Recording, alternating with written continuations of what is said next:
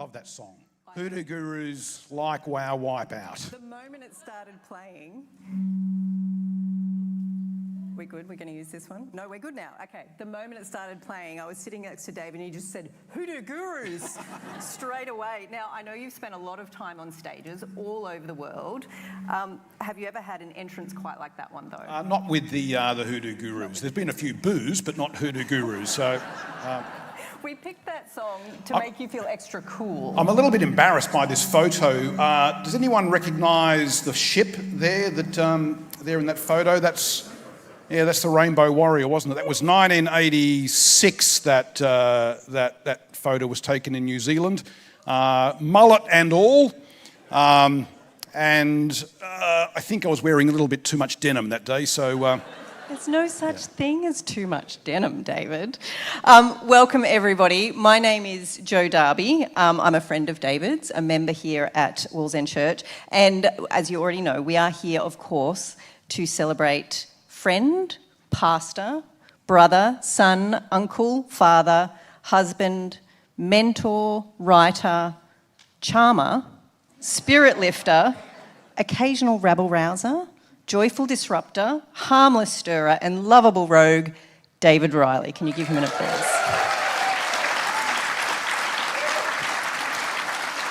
Now, David, as we've been pulling the program together, it's become apparent quite quickly that you've had an extraordinary life, rich experiences, lasting friendships, significant impact in many, many places.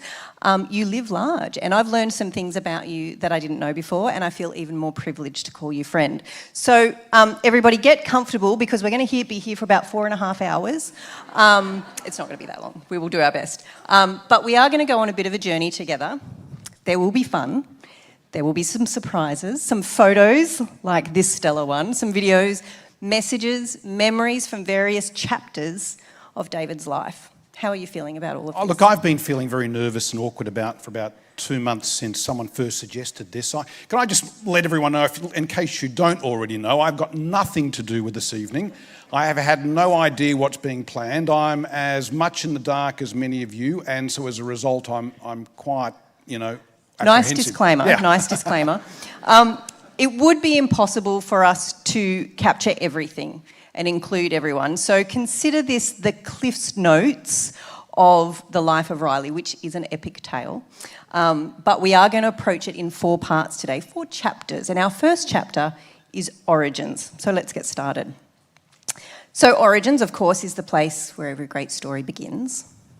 Many of you here have known David for a very long time. Some of you, I know, have known David for decades even. But it is his family and school friends that can give us some very unique insights on David's foundations, those experiences and places and people that influenced you and shaped you right from the beginning. We are about to hear from your mum and your sisters, but before we do, what's your earliest memory of your mum and your sisters? Earliest memory, I think the one that stands out is North Melbourne, Sondra being born, being brought home from the hospital, my younger sister, and us, or me in particular, thinking she was so beautiful. My mum saying, well, you know you're going to fight with your sister, don't you? And I'm thinking, I've said to her, no, there is no way in the world that I will fight with my sisters. They're so beautiful, but no, we fought a lot. So that's probably, it's not the earliest memory, but it's probably the one. It's a distinct one. It's a distinct one. Friends, I would like to invite to the stage and introduce to you David's mother, Joy, and sisters, Sondra and Karen.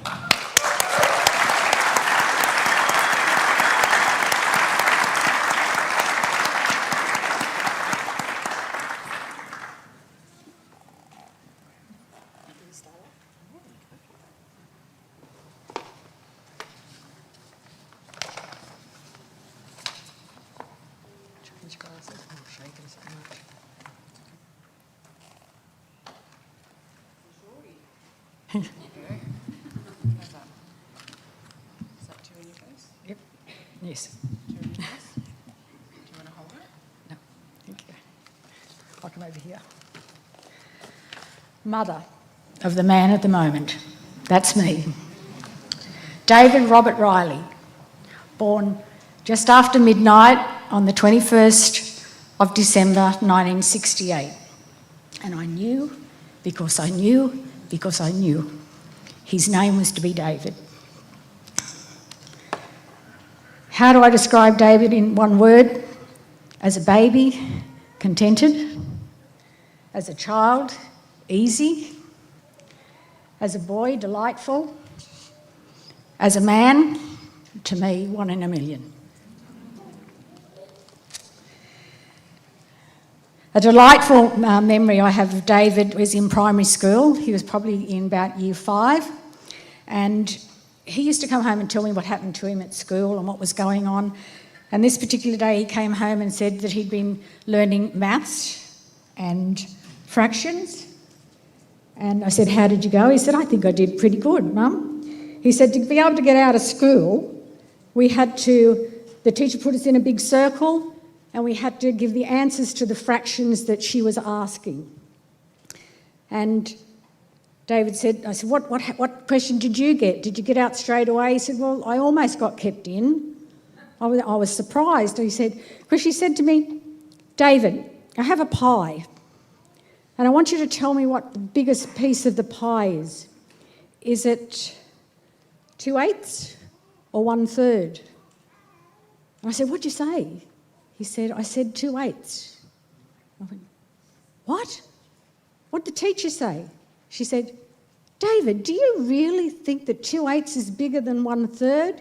He said, no, miss, I'm on a diet. So from your big heart to your kind spirit, David, you're the reason I smile every day. Now, we know that David's a good speaker and a good storyteller. I think you'd all agree with that. You'd be interested to know he was never always a good speaker. When he first started high school, I couldn't understand any words that he was saying. That was probably to do with he had a lot of teeth in his mouth and his mouth wasn't big enough. And in primary school, he had to wear a retainer. And then, was it before high school you got braces? Before I went into high school, they said they'd never put braces on a fella so young. But because it was upsetting him about his teeth, they said, we're going to give him braces. So that probably had something to do with him not being able to say his words right. But the crunch was when I couldn't work out when he'd say yes or no. I didn't know what the answer was. Was it yes or no? I think his mouth was closed and no. So I did say to him, David, I don't know if they still do this, but I'd like you to have elocution lessons. What's that, Mum? I said, you go and learn how to speak and how to speak slower and how to say the words correctly. Would you do that? He said, oh, come on. Anyhow, he agreed to do it. It was difficult to find a teacher. I had to ring around, even was ringing the universities, and I'm not sure that a lot of people did elocution back then. Anyhow, we found a teacher. She said she'd have to interview him and we'd have to get along with one another. And I'd like to take a little bit of pride in saying that I think I made him a good speaker.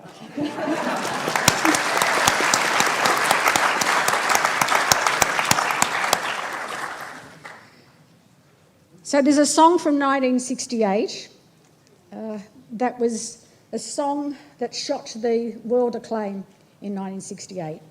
Louis Armstrong's biggest hit, What a Wonderful World. The song reminds me of the contentment, the easiness, the delightful, the man in a million.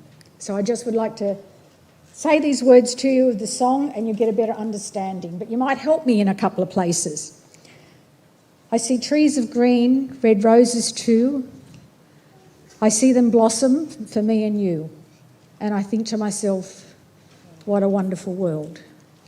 Now, David, when he was a young fella, a little toddler, and as going to parties in other people's homes and backyards, all the children would be playing, but David would be down the back of the yard looking and exploring at the trees and the flowers, the sheds, whatever. And you wonder where Jessica got that from. I see skies of blue and clouds of white. Has David ever asked you to look at the sky and see how blue the sky is and what shape the clouds are in? He does to me when we go for walks in Bundina. And one time I remember in England, I was over there in London with you, and you said, "Mum, look at the sky. Look how pale it is over here. It's not like the bright blue we get in Australia." And he was right. And look at the shape of the clouds. And he still tells me when we go walking these days. So I see skies of blue and clouds of white, the bright blessed day, the dark sacred night. And I think to myself, what a wonderful world. The colours of the rainbow, so pretty in the sky, are also on faces of people going by. I see friends shaking hands saying, "How do you do?" like tonight. What they're really saying is, "I love you, Dave." I hear babies cry, I watch them grow. They'll learn much more than I'll ever know. And I think to myself, what a wonderful world. Yes, I think to myself, what a wonderful world. Oh, yeah. One more song. One more song.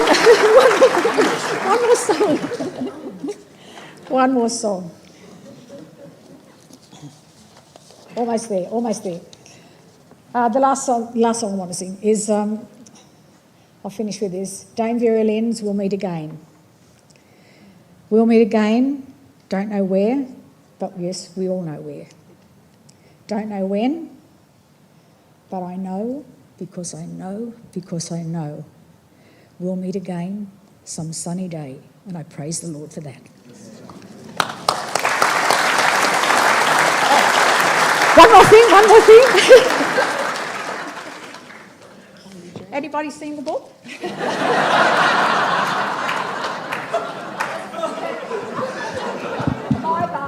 My book.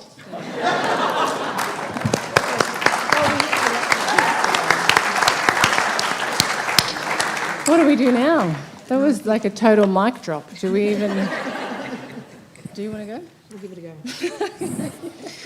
David, my brother. My brother. We are definitely not, nor have we ever been competitive siblings, except when it comes to who loves who more. And Dave, I definitely love you more. I've known you the longest, except for Mum, of course, exactly 13 months apart. You have always been by my side and on my side. You were my first best friend growing up, a total bonus to having you as my big brother.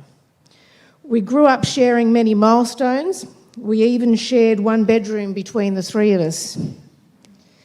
This is such a cherished memory for me because it felt like a little party every night, but I'm not confident you remember it as fondly as Sonny and I do.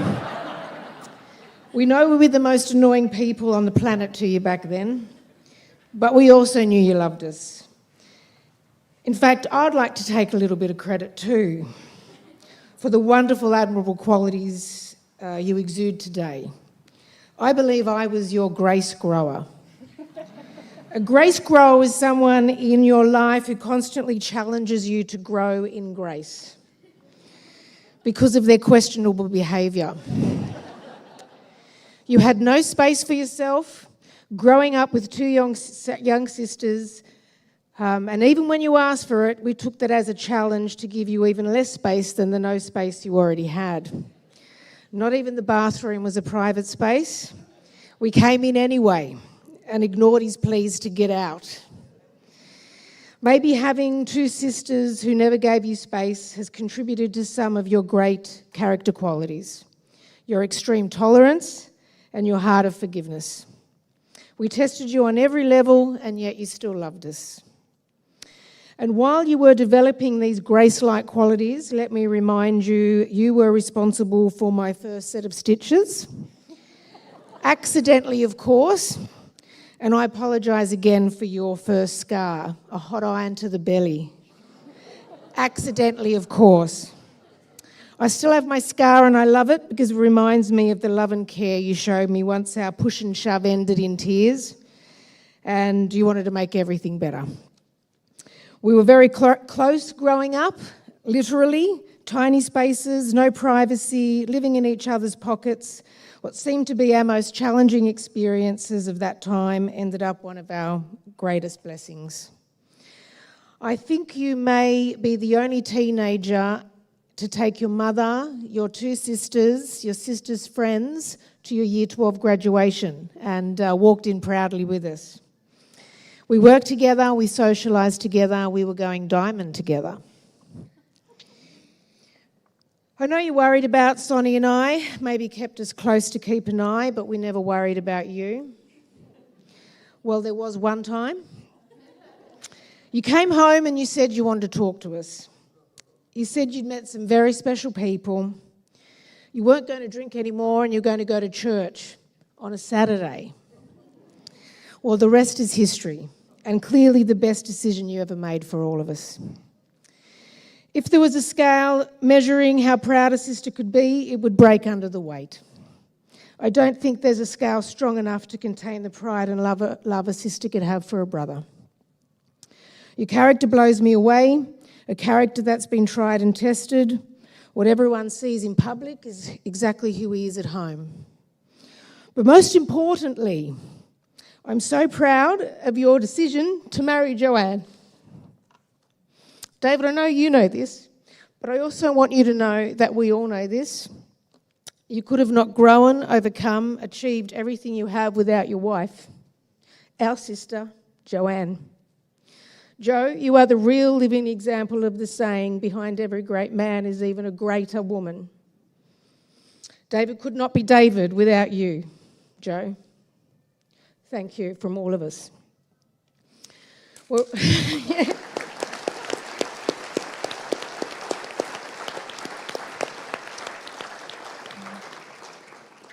We're all here tonight because the Riley family's touched each of us in so many ways and continues to do so.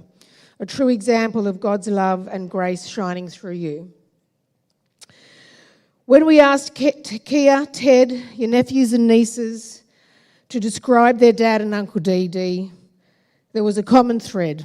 They all said, funny, kind, caring, generous, wise, makes you feel special, loving, and strong. Embarrassing popped in there quite a few times. But I'd like to take this opportunity to claim on a promise you once made me. Only one, and I'm still waiting for it to be fulfilled. We all know you're a man of your word, David, and unfortunately for you, I've never forgotten. One boring Sunday afternoon over a little 45 years ago, you came into our room, I was playing Barbies, and you asked me to play cricket with you in the park. I said no, because Barbie was about to embark on a big adventure. But then you said, if you play cricket with me for an hour, I'll play Barbies with you after. I said, promise? You said promise. Well, I did play cricket with you for over an hour, and every time I asked to claim on that promise, you said not now. So I've brought my Barbies with me this weekend. And I'd like some evidence, some photographic evidence. We've got Barbie in the pool, Barbie in the sauna, Barbie sunbaking on the deck, and finish with a Barbie disco. Just to show that you really are a man of your word. So, my brother, our hero, I love you more, always have, always will.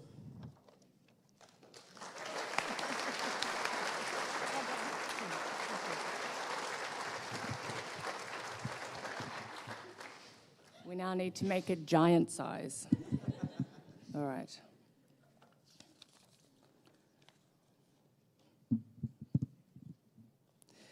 When I was a kid, the Lost Boys movie started a vampire obsession for me.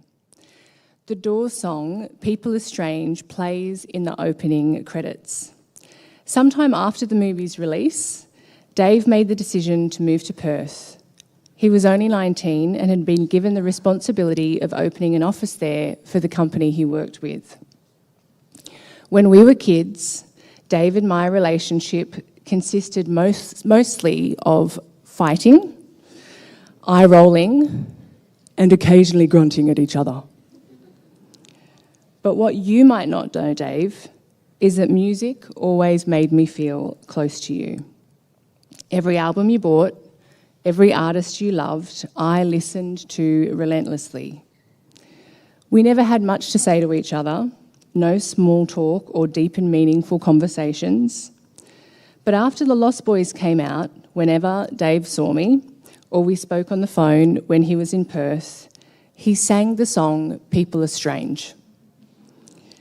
Hearing you sing that song did two things for me. Firstly, it astounded me that someone could have zero ability to keep a tune. Secondly, it made me feel understood and connected to you. When Dave and I became actual friends in our 20s, which made being brother and sister way more fun, he invited me to go to Romania to do a recce trip before he was taking his first people there to build an orphanage.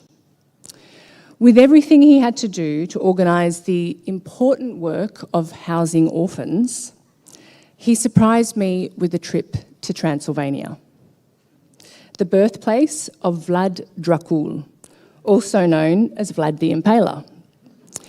Vlad Dracul was a ruthless warlord who inspired some of the characteristics of Bram Stoker's Dracula. The home Dracul was born in is now a cafe, so we had lunch there. Dave then took us over 200 kilometres south to Panari Citadel, the ruins of the castle Dracul lived and ruled in. We climbed 1,500 steps to the ruins, took a few photos, got stuck in a huge thunderstorm in the middle of nowhere, soaking wet, had a massive argument before hitchhiking with a family of gypsies. When the gypsy mother discovered I was Dave's sister and not his wife, she attempted to convince Dave to sell me to one of her toothless sons who was driving the car. At least that's what Dave loosely translated to me while we got out of the car. He paid them for the lift, and we laughed about what my life might have looked like if I joined their family.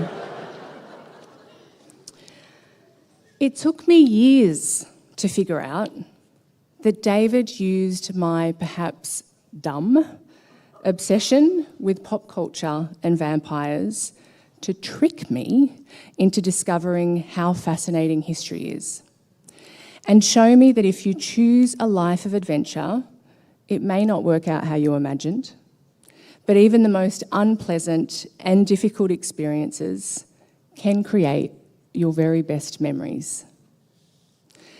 The kids in our family were recently discussing what they thought your superpower is. On reflection, I'd describe your superpower as nothing is wasted. You never minimised my interests or told me vampires were stupid or evil. You've always loved and accepted me for where I'm at and who I am. That kind of love is like oxygen. It gives people space and encouragement to want to do and be better. Even through bad choices, mistakes, trauma, misfortune, and tragedy, you find love, growth, passion, opportunity, and connection. Nothing is wasted. I wish I was creative enough to wrap that up into a really cool superhero name, but I'm not the wordsmith of the family. So for me, your superhero name is Nothing is Wasted, man. I love you.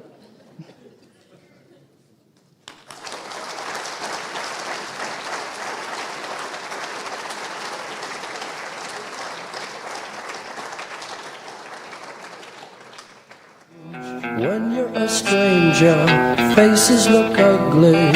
When you're alone, women seem wicked. when you're unwanted. Streets are uneven when you're down, when you're strange. Faces come out of the rain when you're strange. No one remembers your name when you're strange, when you're strange, when you're strange. People are strange when you're a stranger. Faces look ugly when you're alone. Women seem wicked when you're unwanted. Streets are uneven when you're down.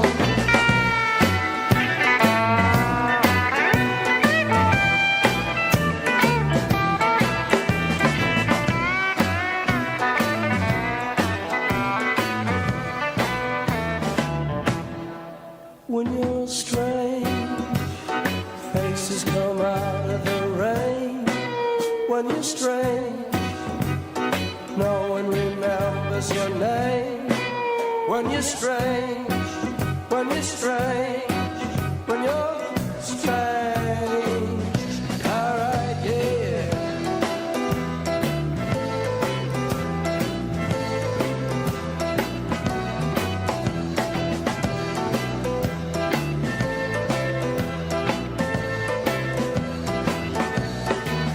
When you're strange, faces come out of the rain.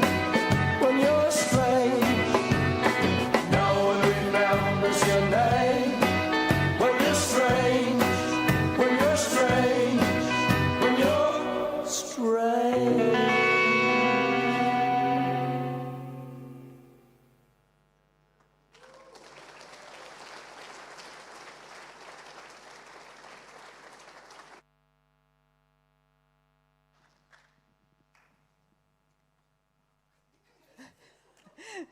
Thank you, Joy and Karen and Sondra, for those wonderful reflections and those great photos. Great photos. To give us a bit of a glimpse into your high school years, we would like to invite your good friend, John Michelizzi. He is here. John is here and he's going to take the stage for us. Two versions. The second version. Thank you. So my name's John Michelizzi. I attended 4th Street High School for 6 years with Dave from 1981 to 1986. David had many friends at school, so I'm really honoured to talk about those years. 4th Street High School is one of the oldest, I think it's the second oldest high school in Australia. It's a public selective school where students can only access by entrance exam. 4th Street High School has an unbelievable reputation for developing leaders that went on to become lawyers, barristers, Supreme Court judges, premiers, prime ministers. Our love for the school was not for the institution, but for what it gave us. A great education at no cost, close relationships, natural selection through achieving above average results in an entrance exam in late primary school. But there was a rumour that sort of Dave got special entry because, just as a special project with the school. But I don't know if that rumour's true or not. The school experience was unique in that our parents were working class, with many not speaking English, and yet we had access to an amazing education. Everyone lived about 5 to 10 kilometres from the school, and in this environment we formed close bonds with our classmates. We lived within close distances of each other's, but coming from, at the time, distinctly different suburbs: Balmain, Haberfield, Eastwood, Newtown, Marrickville, Tempe, Stanmore, Ashfield, Petersham. Dave lived next to the train line in Marrickville. We had very little parent supervision because they were busy working. So that gave us a combination of independence and reliance on each other, creating bonds and friendships that have lasted until today. So in this environment, David was a magnet, sometimes for good, sometimes for not so good. So I think it would be fair to sum up David as an Aussie larrikin: sporty, quick with a joke, gambling expert, and all-round good guy. Our independence meant we had to make our own way to school. sports training and competition games. We caught public transport everywhere, and that's what gave Dave and us as willing participants a loophole. There was a period of chronic train strikes in a period in high school where, because of the train strikes, you didn't have to get a late note. You could just roll into class at any time. So David got this loophole and organised card games out the back of the school. Maybe money was involved or not. And then we'd just roll into class whenever we wanted. I used to catch a bus to school, but no teacher ever worked out that I wasn't affected by the train strike. No mobile phones to track us. But eventually the principal worked it out, caught us, and made us donate the money to the school. Unperturbed, David's next business idea was to run a Melbourne Cup book with yours truly in 1982. We did well, making a small profit. In 1983, the principal was onto us again. I think writing the horses' names in the odds on the wall sort of gave us away, but anyway, that's okay. So again, the principal made us donate money to the school, which caused a problem because everyone had to place their bets. So we'd effectively lost our friends' money, but I don't know how they forgave us for that. But anyway, they did. We're here. So David was an excellent cricketer, big left-arm fast bowler. For those who watch cricket, or maybe who don't, think Mitchell Starc, the bloke who just rolled England last week. And Dave was the OG Mitchell Starc, left-armer, but with a mullet. Sight to behold, steaming in. So interesting, bowled left arm, threw right arm, and bat right-handed. So I don't think that, along with the fact that he took his sisters and mother to the school formal, I think that's just some unique stuff that I don't think any man can ever repeat. So at our school, we played against schools, because we were a selective school, the other schools used to call us cream puffs because they thought because we were supposedly smart, we would be physically and mentally weak, right? But Dave was, and we were part of that generation that changed that. And Dave's nickname in cricket, from cricket, was Demon Dave. And he bowled with leadership and he put batsmen in their place, literally on the back foot or even on the ground sometimes. And David made them regret the mocking. So much so that one day he hit a batsman in the ribs, and I asked the batsman if he was all right. He hates this story, by the way. And I asked the batsman if he was all right, and afterwards David told me words I can't repeat here, that not to show sympathy for the batsman because it undermined his bowling, the tactical plan, and he probably deserved it because he mocked us as cream puffs. So, on the field, a real competitor, white line fever. Off the field, totally different. I would just wonder if we played cricket today, which Dave would we see? But anyway. But what we didn't know at the time is we were just simply following David's leadership. Another notable memories of high school were David did stand-up comedy at the end of Year 12 school review. He introduced AFL to our school. He played rugby league and rugby union. In rugby league, he was the tallest dummy half that's ever played the game, for those who understand rugby league. He was the clown, he was a loyal friend, protective of his mates. He started an indoor cricket team outside of school, including a teacher. And again, I repeat, took his mum and 2 sisters to the Year 12 formal. Still something that comes up in conversation. The one thing I don't remember is David ever studying any books other than the form guide. So it just shows how powerful God is that he compelled him to do his theological studies. I hope you did your studies, to become a pastor. Look, Forest Street High School was a free-thinking school. Uniforms weren't policed. Haircuts weren't policed. Egalitarian, Labor Party values, no school captain, no prefects, student representative committees instead. So it probably helped shape Dave's,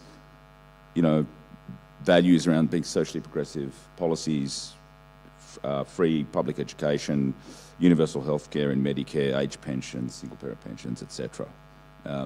Friendships have enjoyed since school. Many friends are here today. There are WhatsApp groups that have lasted for years, sharing jokes, bemoaning sports results, and always a cheeky sledge from Dave. Dave was very successful in his sales career. However, he chose a different path. He chose God, or God chose him. Or maybe a bit you both. David's charisma, inherent leadership skills and communication style could serve him well in his early career, just as it could in being a pastor. In a recent video I made for David, I listed some of David's wonderful attributes: larrikin, man of the people, sportsman, sports lover, awesome and fearsome fast bowler, cricket tactician, comedian, good mate, son, brother, husband, father, public speaker, entrepreneur, pastor, leader, and now author. It dawned on me that the person who I always just considered my good old mate from 4th Street was so talented, and I'm so lucky to have been his friend for 41 years. Dave, may you now draw upon the attributes of courage and strength. You had to do it for Jessica, now you have to continue doing it for what lies ahead for you.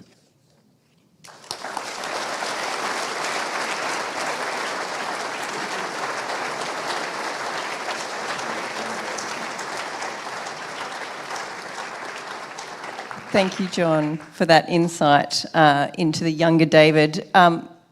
Is that how you remember high school?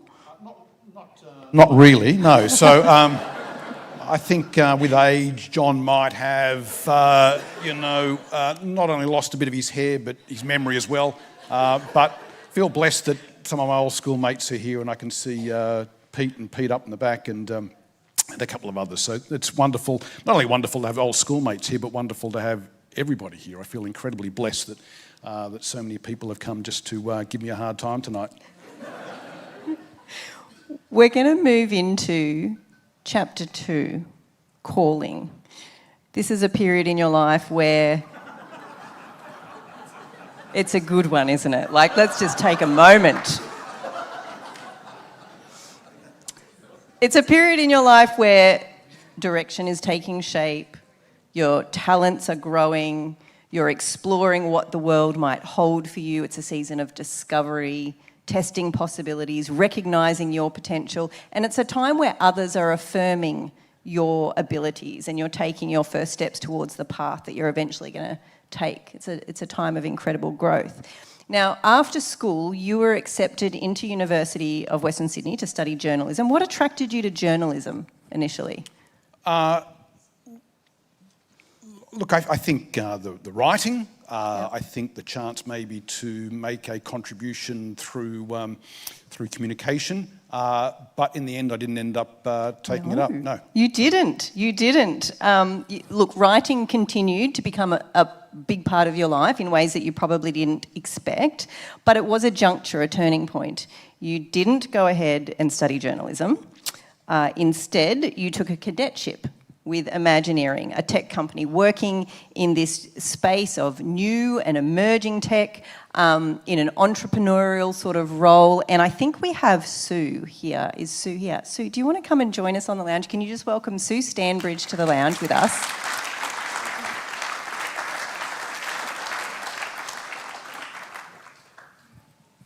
Now, Sue, you are a relative of David. I think it'll just work. It's magic. He's my cousin. Oh, well, maybe it's not magic. Okay. Yes, I'm Joy's first cousin, so David is my first cousin once removed. And you were part of Imagineering. What was it about David, his approach, his skills, his presence that made you confident in recommending David to become part of this company? Okay, so I was in a fairly high up position at Imagineering, and for some reason, if I recommended someone, they kind of went with it, which was great. Nepotism has its place. But I had known David since he was very young, very, very young. I actually taught him how to say peace, baby, when he was about 2 years old. I think, David has a smile that could launch 1,000 rocket ships, but also his capability, his I can do that attitude. We were looking for a customer services role, and I recommended David for the role. And at the time, it was a time of great growth in the IT industry in Australia, and Imagineering was at the forefront. We represented almost every software and hardware company in Australia. And for anyone who took the ball and ran with it, it was just, it was a period of young guns basically just going with it. Yeah. And I knew that David fitted that mould. I mean, he's my cousin, I knew it. So when I recommended him for the job, within a very short space of time, you became customer services manager, was it? Okay, but then they were looking for someone to take over the branch office in Western Australia, which is a huge role for anyone. And how old was David at this point? I think he was 19. 19. So they send you to Western Australia on his own to pretty much run the world over there when you're Absolutely. 19. Right. No, he did a wonderful job. Jodie Rich was our managing director, and he wasn't much older than David either. I think he would have been, well, he was 23 when he started the company, so he would have been mid-20s. But he loved being surrounded by young people who were go-getters, and he saw that in David. So he had great faith that David could run the shop. And he did, and he was very successful. So David turns up in Western Australia at 19 years old to set up a regional office and be the manager for the entire branch manager. Western Australian operations of Imagineering. That's right, yes. That's really quite remarkable, David. They were fools, right? But you were spot on. Your gut instinct about David's ability to thrive in this environment was spot on. He succeeded. He was well recognised by his peers. He developed some great relationships with the customers and clients over there. Oh, absolutely. I mean, as I say, we represented every major software and hardware company. It sounds a bit passé now when you speak like that. But just remember that what happened, what burst the bubble in the mid-80s was the ability to buy packaged software. Prior to that, you had to write it yourself. And all of a sudden, we had these packages you could take off the shelf and do things that people had been using mainframes to program prior to that. So it was such a burgeoning industry, but if you could wrap your brain around that concept, it was just an extraordinary time of growth. And what I call the young guns, you know, people like David and Jodie, and Jodie went on to form OneTel. It was just, it was an amazing time, in terms of technology in Australia. Now, Sue, you told me a little story about David borrowing your car once, and it's not ending so well. He didn't borrow my car. He bought it. He bought your car. So tell me what happened. Well, I sold David my little white Laser, and were you booked for a driving offence? He was booked for a lot of things. But, yes, but we had this conversation. He said, don't worry, Suze, there's a loophole. If you don't have a driver's licence, you can't go down for it.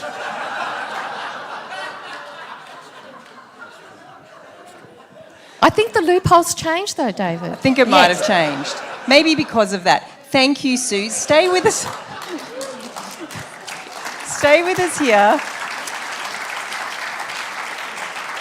We're going to have a quick look at a little video from Michael Calcooley. Hi, my name is Michael Calcooley. Most of you know David Riley as his polished, professional, positive, perfect pastor. I met David around 1989. I was working for an IT software company just after Apple launched the Macintosh and IBM launched the desktop computer. We were recruiting for new staff. Enter David Riley.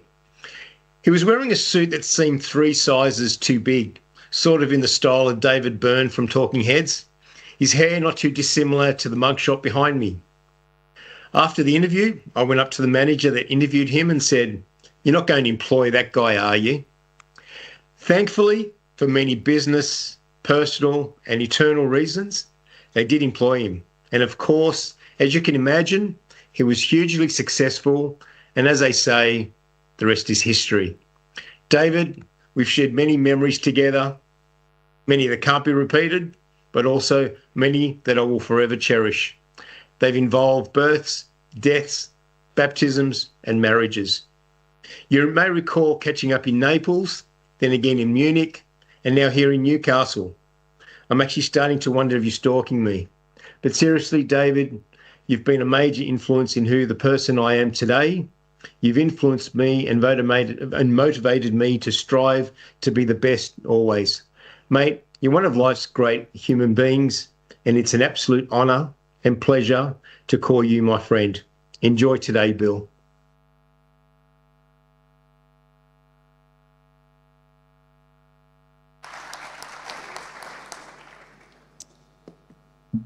I had the privilege of being David's first spiritual mentor.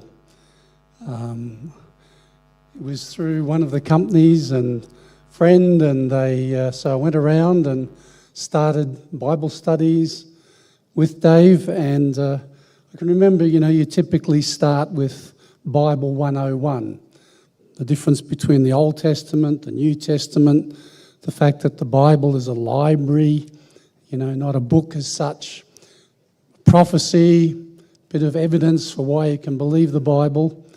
And then at the end of it, I said, you got any questions? He said, sure. He said, what's the Bible have to say about pre-married relationships? And I thought, is this guy trying to take the mickey out of me or what?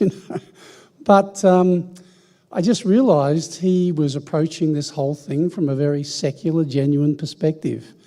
And we had a really great time studying the Bible, learning what it means to have living life to the full, following Jesus.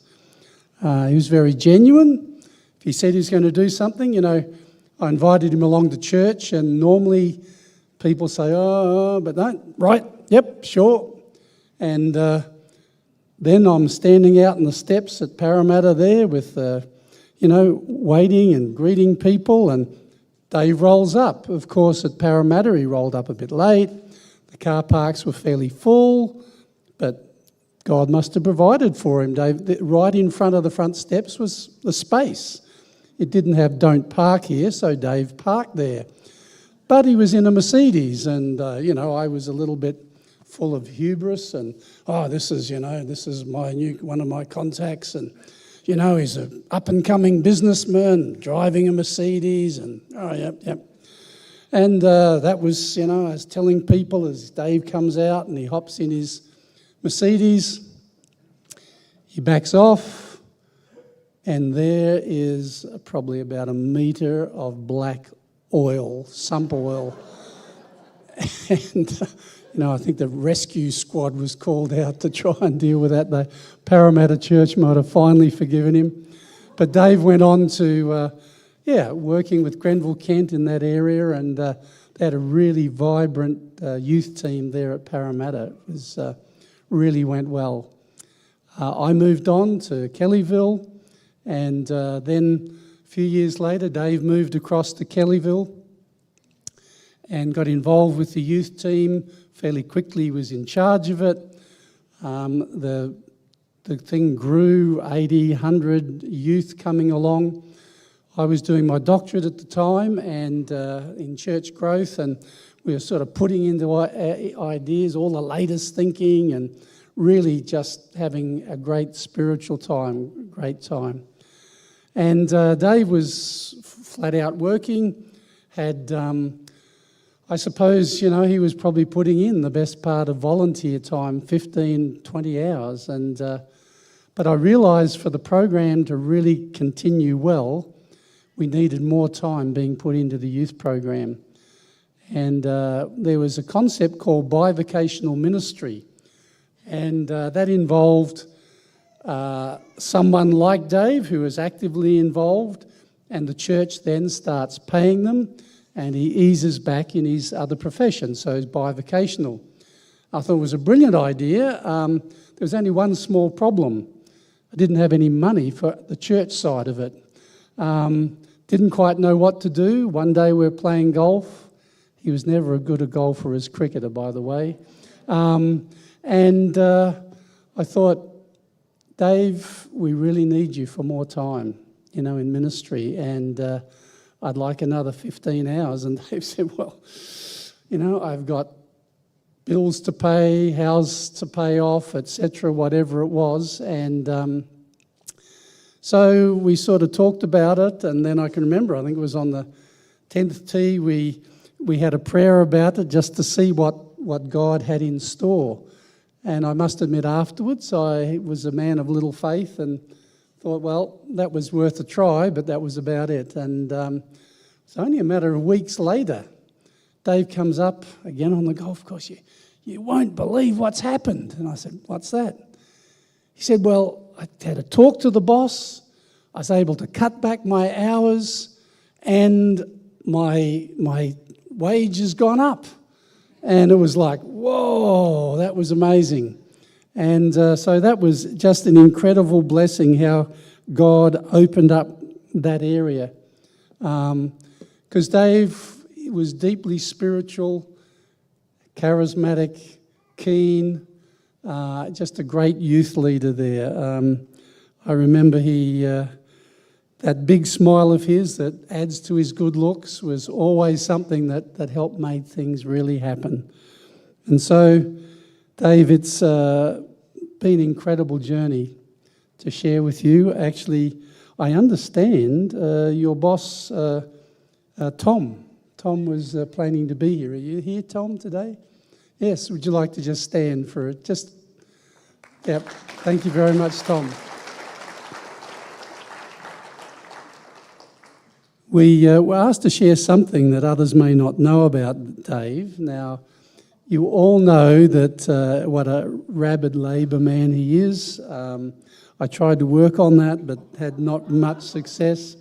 His favourite relaxation is the sauna.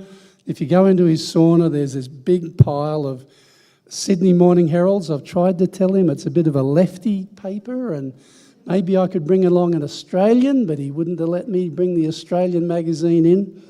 But there's one thing that only I think Dave and me know, and that is that the last federal election, he voted for the Liberals. So,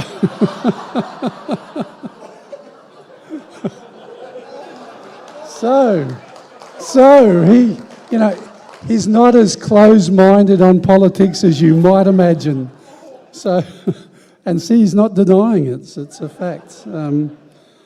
Dave, it's been a privilege to mentor you and be your friend for so many years. You're a great example of a charismatic spiritual leader with deep insight, a loving father, genuine husband, and a great friend, and a great warrior for good and for God.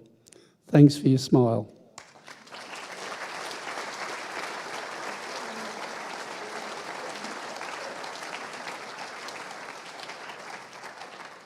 Thank you, Dennis, and thank you, Sue. So we heard a little bit about those Imagineering years. We've heard a little bit from... Hang on, Joe, I just need to clear up this Liberal voting. Let's all take a moment. But sure. Look, I was trying to skip over and keep moving, David. Look, just for the record, yes, my politics does lead to the left. I've always thought that a South Sydney supporting bloke from Marrickville needed to be Prime Minister one day. But look, in voting Liberal at the last federal election, the reason is that... Are you sure? Do we... Okay. No, sure. the reason is that... Move on. Okay. Been told.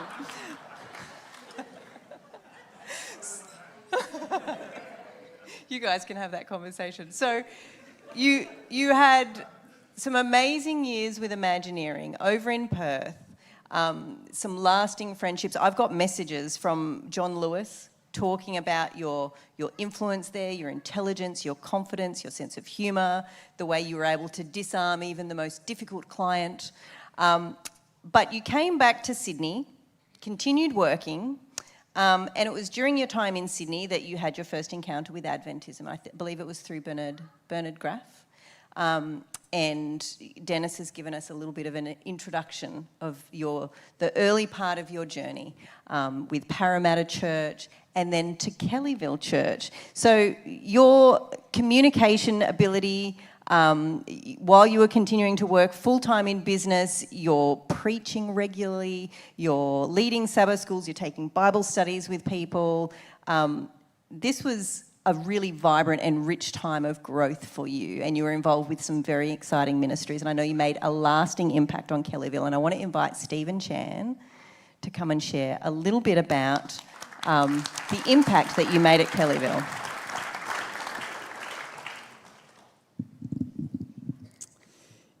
Yes, it's a pleasure to be here, Dave. And as Joe said, my name's Steve Chan, and I guess if you count back those years, it's approximately 30 years that I've known Dave. And I'm going to just reflect a little bit on those years at Kellyville, which was 1995 through to 1999. And I've got 5 character traits, 5 quick stories in 5 minutes. Actually, I think I'm back to about 3 stories now, but I'll see how I go. But when I think about Dave and those years at Kellyville, the words that come to mind for me is a visionary leader. And there's no doubt that he was a really big part of our church. I'm still at Kellyville Church, been there about 30 years now. But I really do think Dave had a lot to do with shaping who Kellyville Church has become today. And you know, I think we would like to take a little bit of credit, the fact that Dave went into ministry from his time at Kellyville and just gave him that little bit of a nudge to choose that career.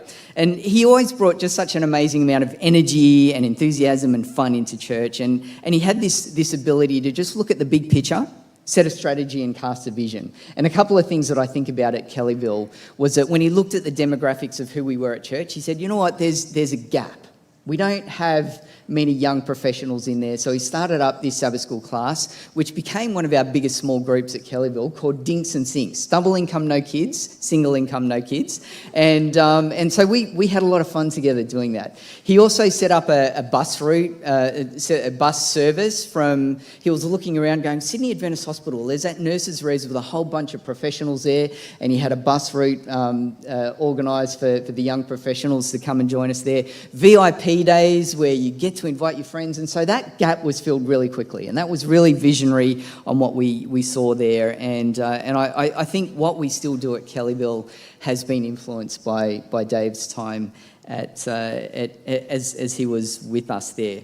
I'm also going to say that Dave is a contagiously generous guy, and we've just kind of heard around how successful he was in the IT world, and he would often challenge us around what are we doing giving back? What are you doing in serving and out of your place of blessings? And that wasn't just money, it was also serving as well. But things like our tithing and our donations to charities. And I think what was so inspiring about this was that we knew that Dave was unbelievably successful at what he does. He was making a ridiculous amount of money, and here he was, he just said, you know what, he'd somehow convinced Tom that, you know what, cut my time in half, and I can only imagine how difficult it would have been as a sales manager trying to manage this guy where he says, look, let me cut my time in half, but I'll still meet my quota. What do you do? And he did that. And we heard about the Mercedes a little bit earlier as well. So what happened, that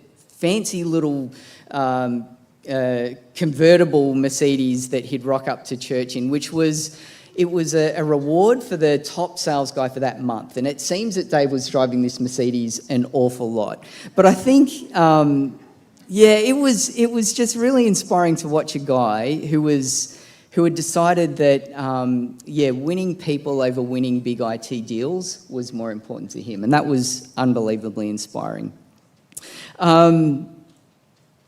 Let me just jump through. I've collected a whole bunch of photos as well, which I want to touch on.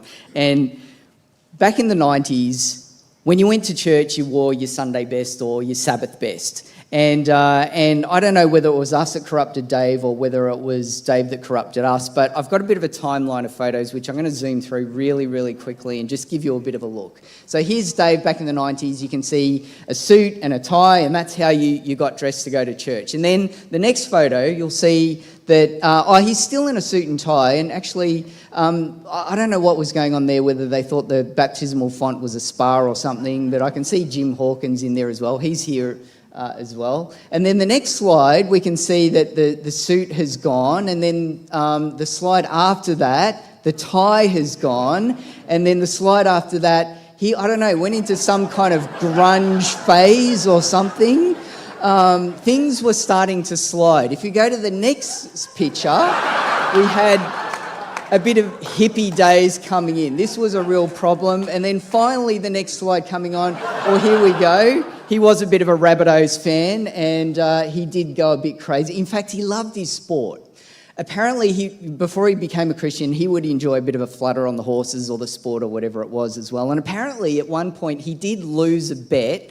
And because he lost a bet, he had to run across the paddock in the nick. And you ready for this next photo? No, just kidding. Just kidding. This... I couldn't do that to you. This next photo, I think, just really sums up how things can go bad really quickly. As I said, so you can see we were dressed in our Sabbath best, suit and tie. In fact, there's 3 out of those 4 people that are here. Christina and Colin Crabtree is here as well. Things did go off the rails pretty quickly. The next photo, I don't know what was going on. We might even be able to zoom in on those bottles, see what they were drinking. I don't know. No, I'm just kidding.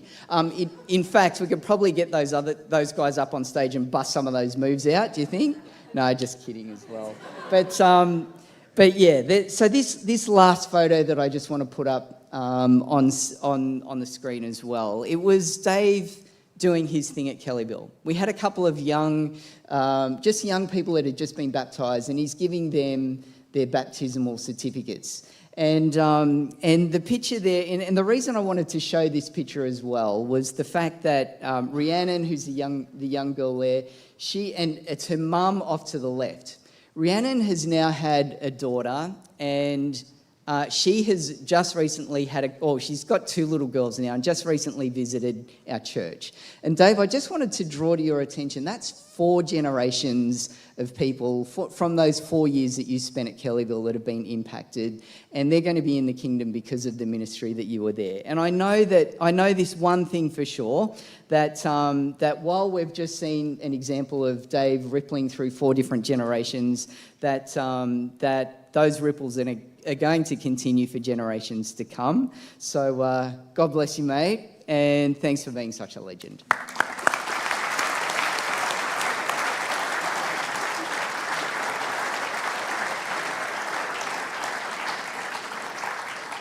Thanks, Steve. Now, we've already had it mentioned a couple of times, your love of sport, cricket, horse racing. We did have some footage of David calling a horse race, but we're going to keep moving. We know from friends of yours, Pablo Lilo in particular, who unfortunately can't be here, but he told us some stories about your great ministry, your time at Parramatta, the impact that you had, but in particular, his memories of you around sport. You played a lot of sport together, you played some cricket matches together, you played football together, and apparently David has a particular skill for commentating the entire game while he plays it. While he is the batter, while he is the bowler, while he is the fielder, while he is running for a goal in football. Is this true? Maybe. Yeah, right. We think it's true. We believe Pablo's version. And we want to actually see it in action. Now, we know... Yeah, I know, surprise. We know that you are quick-witted, you think on your feet. We know you love the game. We know your conviction that the Rabbitohs Premiership Grand Final win in 2014 was one of the greatest moments of 21st century sporting history. Yes. So we are going to play you a clip And David is going to commentate for us live. But you guys need to be the crowd and give us that, like that surge from the crowd, the cheer, and as things get exciting. So this is where you get to participate, because we're going to put the clip up on the screen and David is going to go into action and give us some commentary over this 1 minute clip of the Rabbitohs in this grand final win. Oh, wow, okay. You are. You're going to do it. You're feeling up for it? Let's give it a go. And the crowd is going to support you. We're going to see this commentary in action. The crowd is going to support you. Over Canterbury. Well done.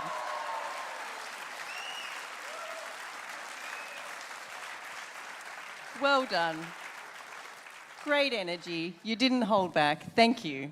Thank you. Now, I haven't actually watched a football game with David, but I have heard that sitting alongside David in a football game is the stuff of legends. I know my teenage boys, a lot of the youth, have gathered together to watch State of Origins with you, and they come home with some stories of the pastor's rowdiness. We can call it holy fury, that's fine. Thanks for playing along. We actually have a bit of a message for you. Let's take a look at the screen. Hey David, Troll Media mate. I've heard a lot about your story and what's going on in the past, and I just want to say I'm sorry and I send my condolences, mate. And I know that you're going through a bit of a battle at the moment, and just want to say I send my love, send my support, and I'm sending some motivation to you, brother. Keep fighting a good fight. There's more to life, and I hope that you're staying strong, bro. It's all in here. It's all in here. I just want to say I send my love, my support, bro. Up the bunnies, bro. So, can I just say, look, I've met Gough Whitlam. I've had a cup of coffee with Cameron Diaz. Have I told you that before? But that may very well be the most special moment in my life. To have Latrell Mitchell, I don't think you quite get the gravitas of this. You kind of wanted to gloss over, but get Latrell Mitchell just mention my name. How special is that, Lewis? That's fantastic. So Lewis here was 10 years old, and he sat next to me at the 2014 South Sydney Grand Final. It's great to have Lewis here, and thank you. Now, David, we're about to go to an intermission very shortly. But before we do, I know we've already heard that music means a lot to you. Sondra has shared a little bit about your connection through music. And when we spoke a couple of weeks ago, you told me about some of your favourite tunes, some of your favourite artists. You mentioned that your tastes have changed over the years, but that music marks moments in time. Different songs and artists resonate at different stages of your life. And you named a lot of greats. You've got some good taste. Neil Diamond, The Doors, Hoodoo Gurus, Crowded House, Talking Heads, Jeff Buckley, Red Hot Chili Peppers, Coldplay. Before we go to intermission, the youth band have prepared a special gift for you, a performance of a song that you've told me is one of your favourites, Better Be Home Soon by Crowded House.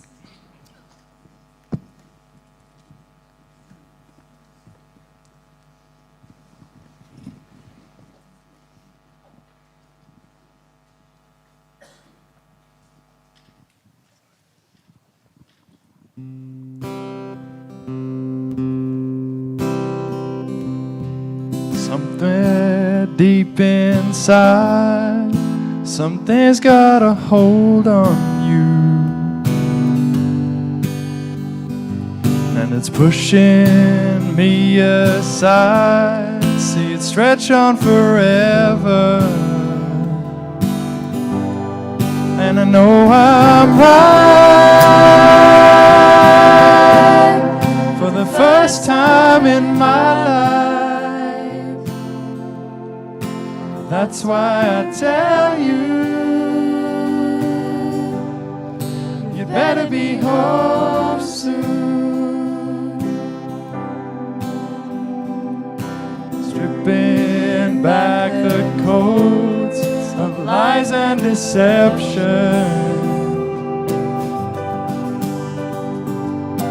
back to nothingness, like a a week in the desert. And I know I'm right for the first time in my life. That's why I tell you, you better be home soon.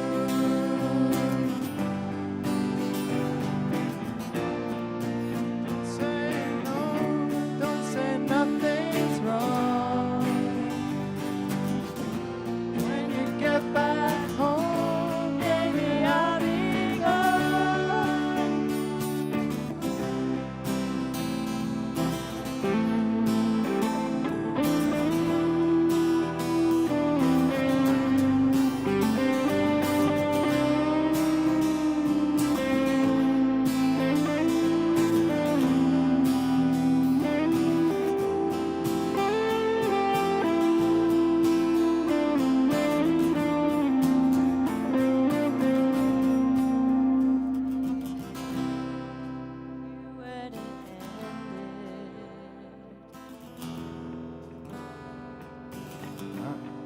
Start again, you can depend on it. And I know I'm right for the first time in my life. That's why I tell you, you better be home soon. That's why I tell you, you better be home soon.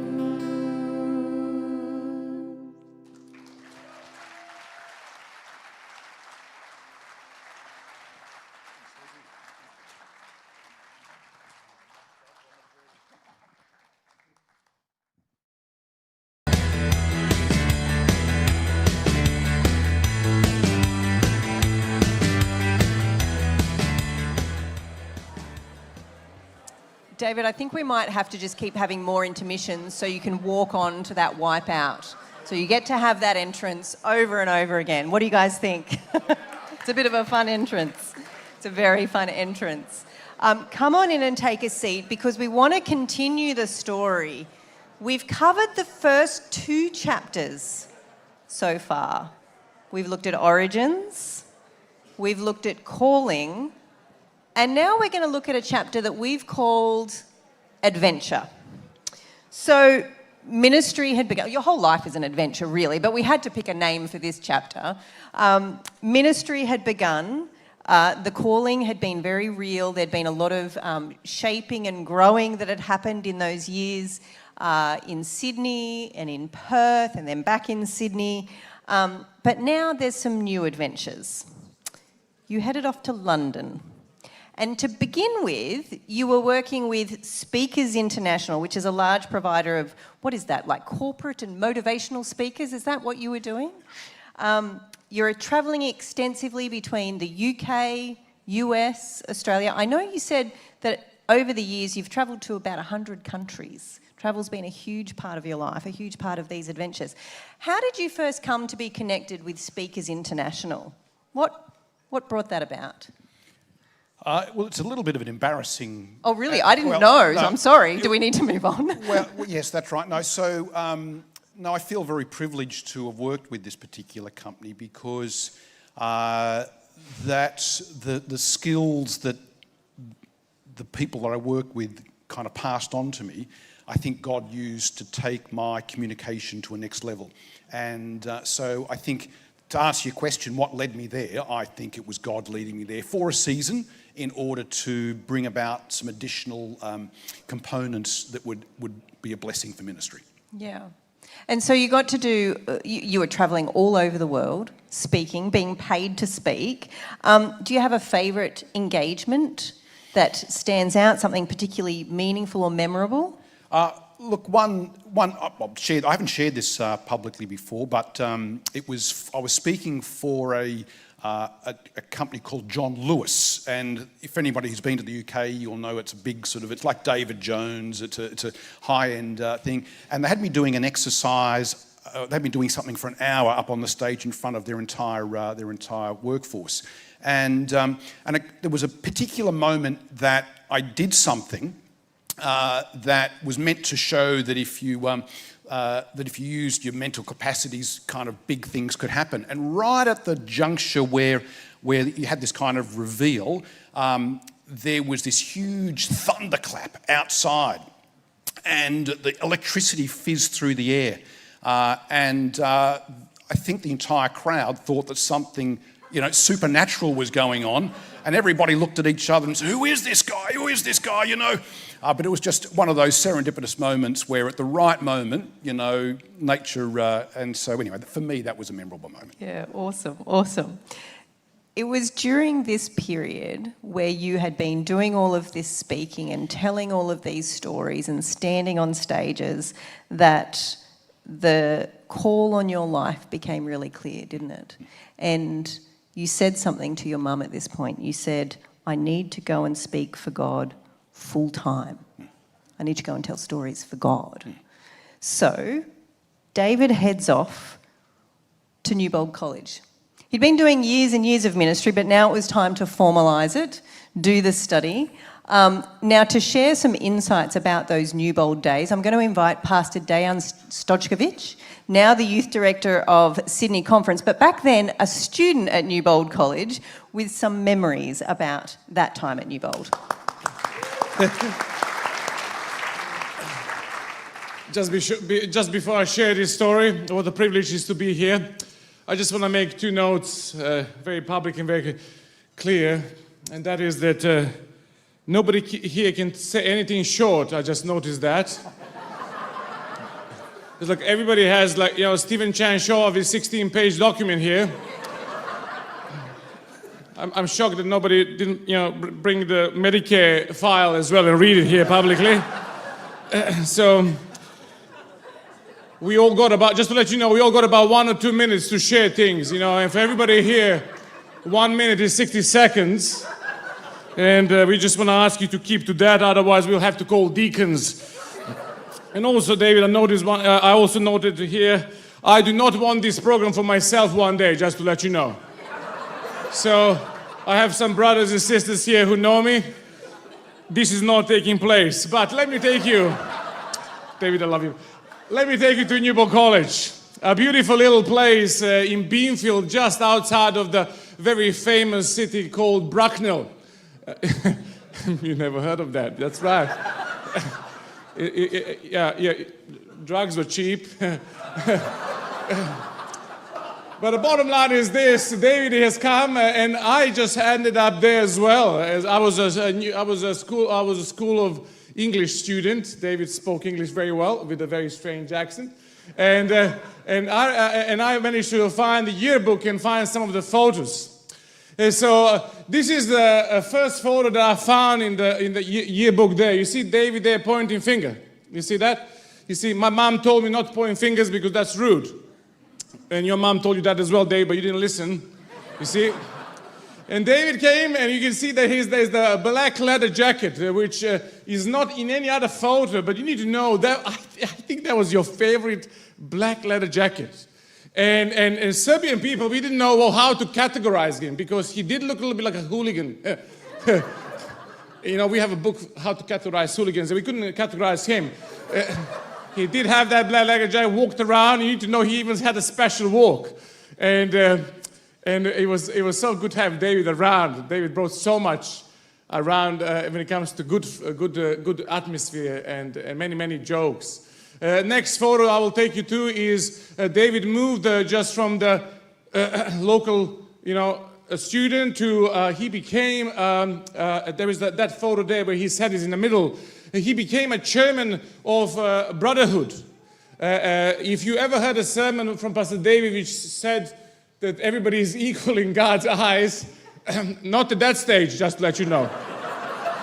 Not at that stage. Brotherhood was fighting Otherwise, which was a female organization. And we were in a fierce war with them. We lost, by the way. But David was the chairman of Brotherhood, and it was beautiful times. Then maybe I'll take you to another photo. From that point, he's moving from chairmanship of Brotherhood to the chairmanship of Newbold Student Association. He ran for the chairman and he won the elections. It was very clear victory for him. You can see him there standing in the middle. And this is the moments when David and myself started having more contact. I started fighting David, really hard. I saw through the Western hypocrisy. I saw, all this parliament business, you guys vote, but we do whatever we want. And David was running this Newbold Students Association. So what I decided to do is, I realized that his system of governance is not too much different from the one I wanted to have. I wanted to go a little bit more communist, just to let you know. It's the same in communism. You vote as much as you want, and we do exactly what we do. And I remember in my broken English, I would come and make this passionate speech against the hypocrisy and David Riley. And everybody would listen. And then after my passionate speech, David would come to the microphone and he would say this. Did anybody understand what he said?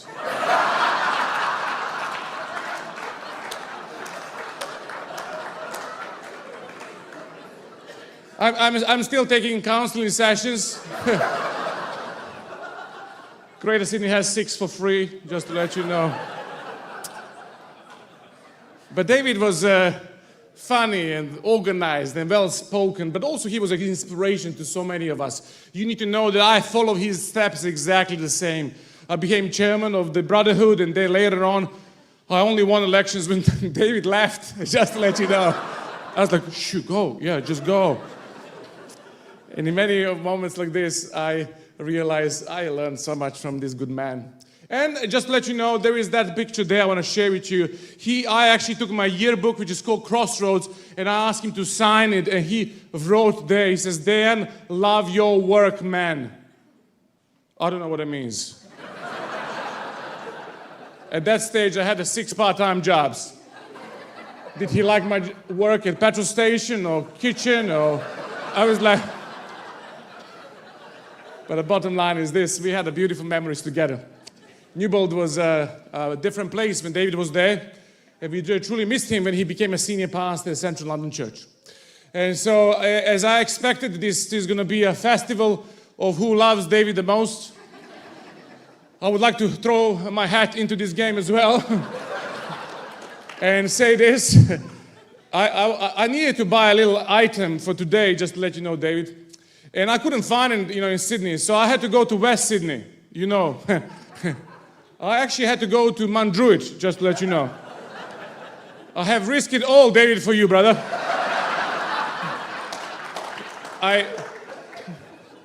Positive part of the story is I have the item, but I just have to buy new 2 wheels for my car. That's all. But all that on side, I just want to say, David is a true man who loves people, loves God. Simple as that. Simple as that. And I just want to say,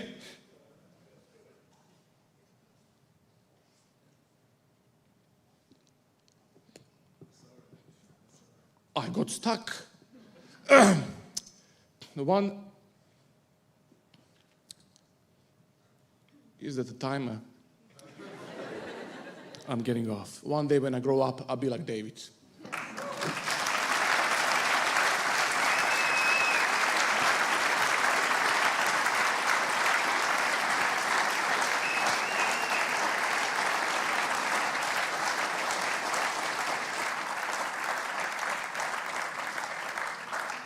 Thank you, Diane. We've got a few more voices from Newbold and those London years, so let's take a look. David, I can't remember when we first met exactly, but it was at a coffee shop or a restaurant in London years ago.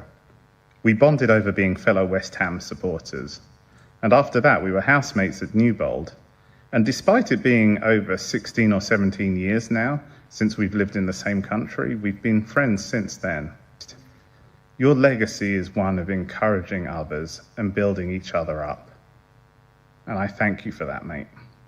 Hi, I'm joining this train today not to dote on David, because Rowdy Riley, as I used to call him behind his back at Newbold from 2001 onwards, already knows that he's loved and appreciated, that he's seen as a thought leader, and that on top of that, we really all jealously have been supportive of his ministry over the years.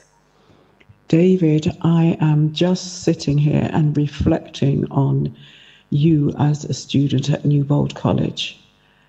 The student that I would bump into in the corridor who would always leave me with something to think about. Your quips that would just make me laugh and remind me that I mattered. And some of those days were difficult. But you were one of the students that always brought humour. Thank you for the book. Thank you for the work that you've done and you're doing. You certainly are leaving a legacy. And I feel inspired by the insights that you've shared.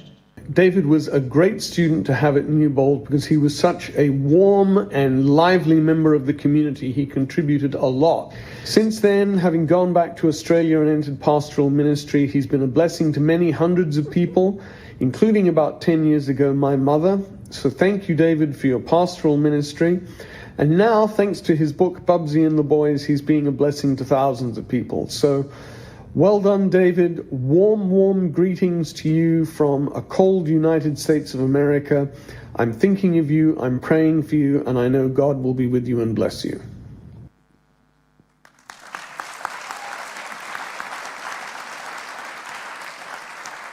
Now, I need to mention here, David, that we've collected many more messages than this. Time won't allow, or we would be here until Tuesday.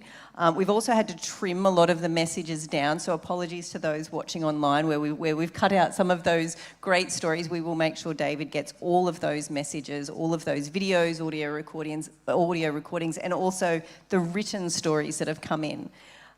So following Newbold College, there were some years at Central London Church. Emma Lowe sent us some wonderful stories, particularly about you turning up looking so cool always in your jacket and your cap and your coffee, which at the time was like a really trendy thing to do, but she said it was decaf all the time.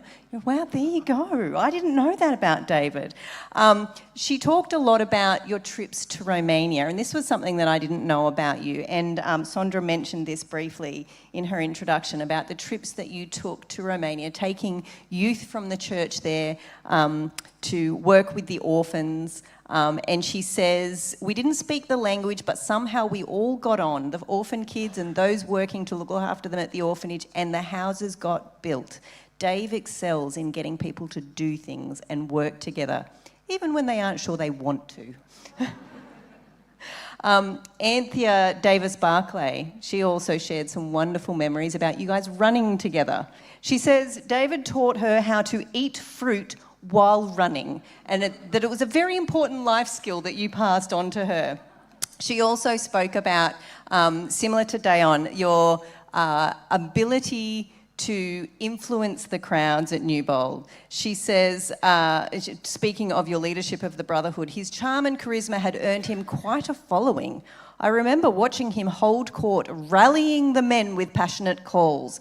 I can't even remember exactly what they were about, but his speeches became legendary, and I would often hear reports from the other male students about the power of his addresses during their secret meetings. Honestly, the men would have followed David into battle. And she also says he wasn't just a gifted speaker either, he was also a gifted writer. Now, Anthea is a writer herself. She is a poet, and she has written a poem especially for you today, David. Life well lived. A life well lived is not measured by wealth or simply the longevity of your health. It's not confirmed by plaudits or worldly fame with hordes of people knowing your name. A life well lived is of eternal consequence, no matter how long or short its length. Days lived here will stretch out to thousands of years without Earth's haunting trials and fears. David, it's your generous smile and the twinkle in your eyes, your care, faith, and your godly advice. Your service to others and dedication to family, your loyalty, candor, and humility. The acts of service that no one else sees, the time you spend on bended knees. This is the dress rehearsal, and heaven is the eternal stage. We will be with God from age to infinite age. Jess will be there beautifully transformed by His grace, with you, Joe, Kia, and Ted there for the first family embrace. Like Bubsy and the boys, you'll go on epic journeys, not with wheels but wings, circumnavigating galaxies. This is just the beginning. For I am persuaded that neither death, nor life, nor angels, nor principalities, nor powers, nor things present, nor things to come, nor height, nor depth, nor any other creature shall be able to separate us from the love of God. That doesn't mean that it's not hard, but a life well lived is anchored by having Christ at the center. So sure, there's challenges, but an eternal kingdom to enter. So no matter how long or short our journeys may be, I will see you in the morning where we will live eternally.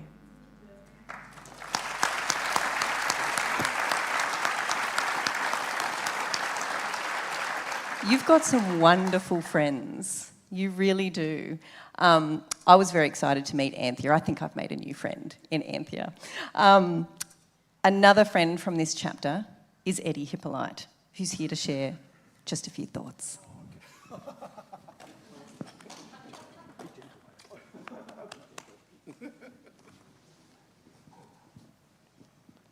I had heard that David was pastoring at Central London, and Central London was not an easy church. London was not an easy place to pastor. But the first time I met David was actually in a youth advisory meeting. David had become the area advisory, the youth area advisory elder or leader. And he was just in this youth advisory meeting. Japheth de Oliveira was the conference youth director. And there was just all of us from all across London, all across southern England. And David walked into this room, and it was, you know, David, he's sharp, he's clean. David is clean. And so it wasn't hard to miss him. But what really struck me and what was cracking most of us up was the fact that you could tell that David was very businesslike. And he was being very businesslike in mayhem. You know, we didn't know where we were on the agenda, or it seemed like we didn't know where we were on the agenda.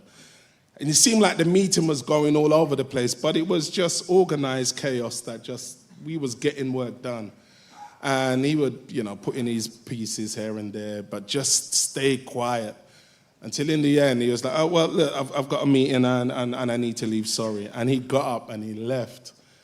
You know, and Japheth said, do you think we traumatized him? Do you think we traumatized him? And so we all cracked up and we said, yeah, I think we did. And, you know, so much about you makes sense now. Because there was nothing traumatic in that. Nothing traumatic. You became life. And you stayed life. You stayed life with us through camp meetings, through youth departments. Our lives didn't really connect until you left and came home. And then our lives actually connected. And David, you make sense now, David. I realize that you're a 68 baby. I'm a 65 baby. You're left-leaning, I'm left-leaning.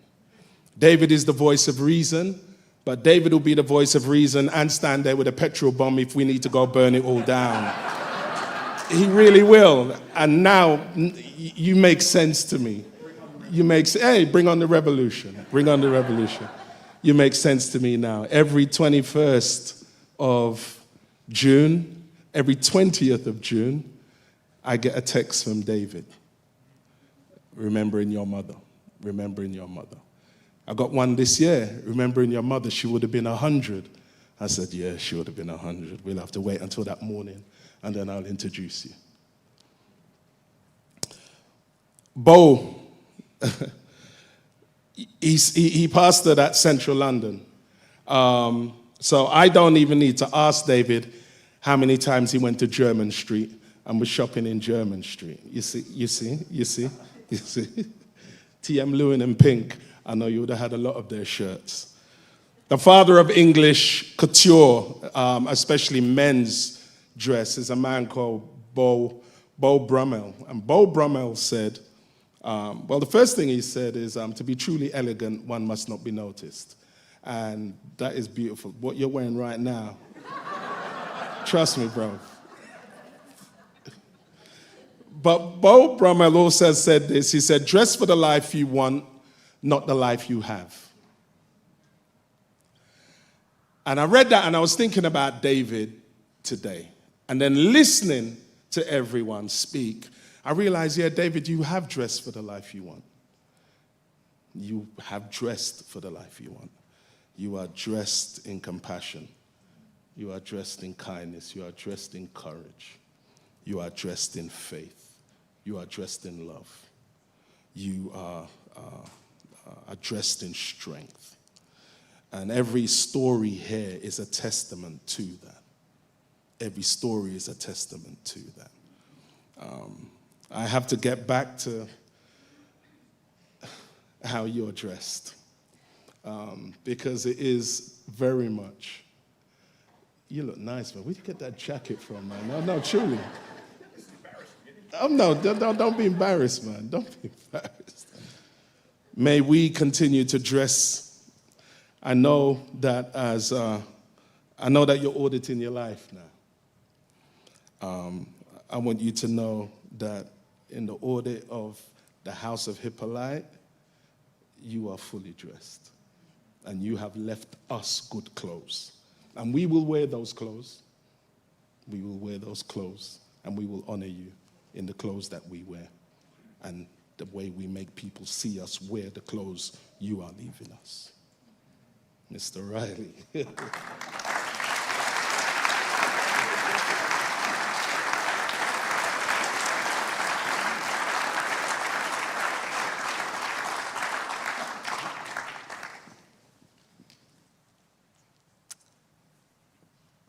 As I've spoken to people across the different chapters of your life, I think everyone has something to say about your style.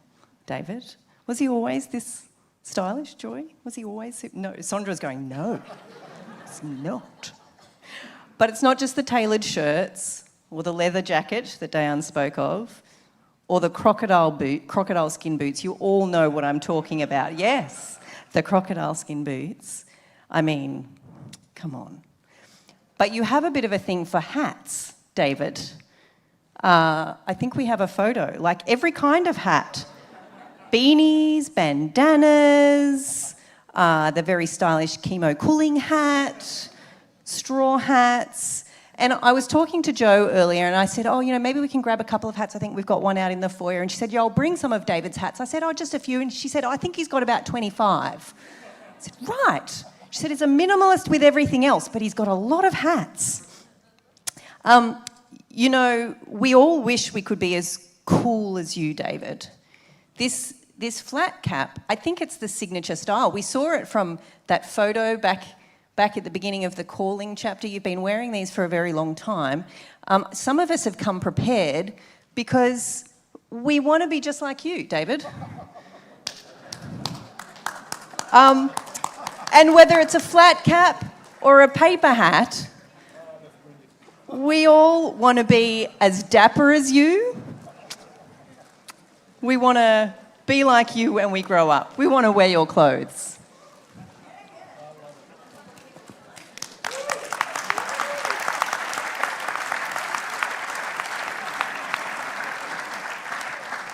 Now, Joanne, I'm really sorry, but David's hat collection is going to grow by a few hundred hats today because all of these paper hats that people are wearing, they actually have messages for you, David. And you will get to take them home at the end of today, and you and your family will be able to read them later. Now, of course, it was... How's my hair now? Like, this is, putting a hat on and off, anyway. So it's during these London years that you met Joe, and I asked David a few weeks ago if there was something you wanted everyone to walk away from the program knowing about Joanne, what would it be? Do you remember what you said to me? You don't remember what you said. You said, I want everyone to know that I'm married up and she's too good for me.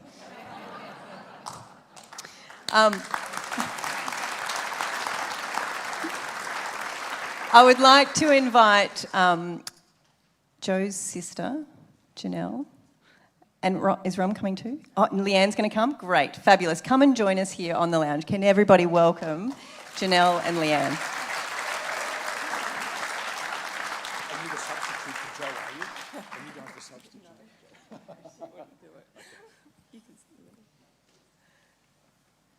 So tell us, how did David and Joe first meet?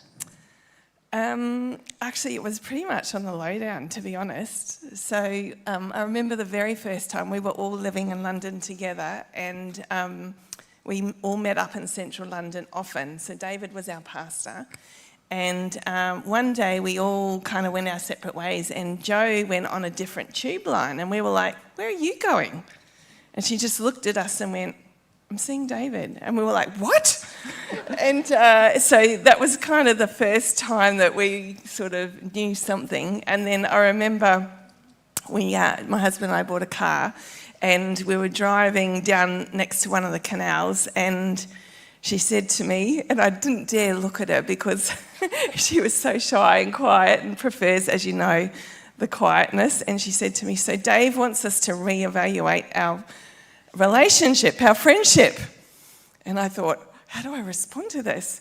And she said, I said, well, what do you think about that?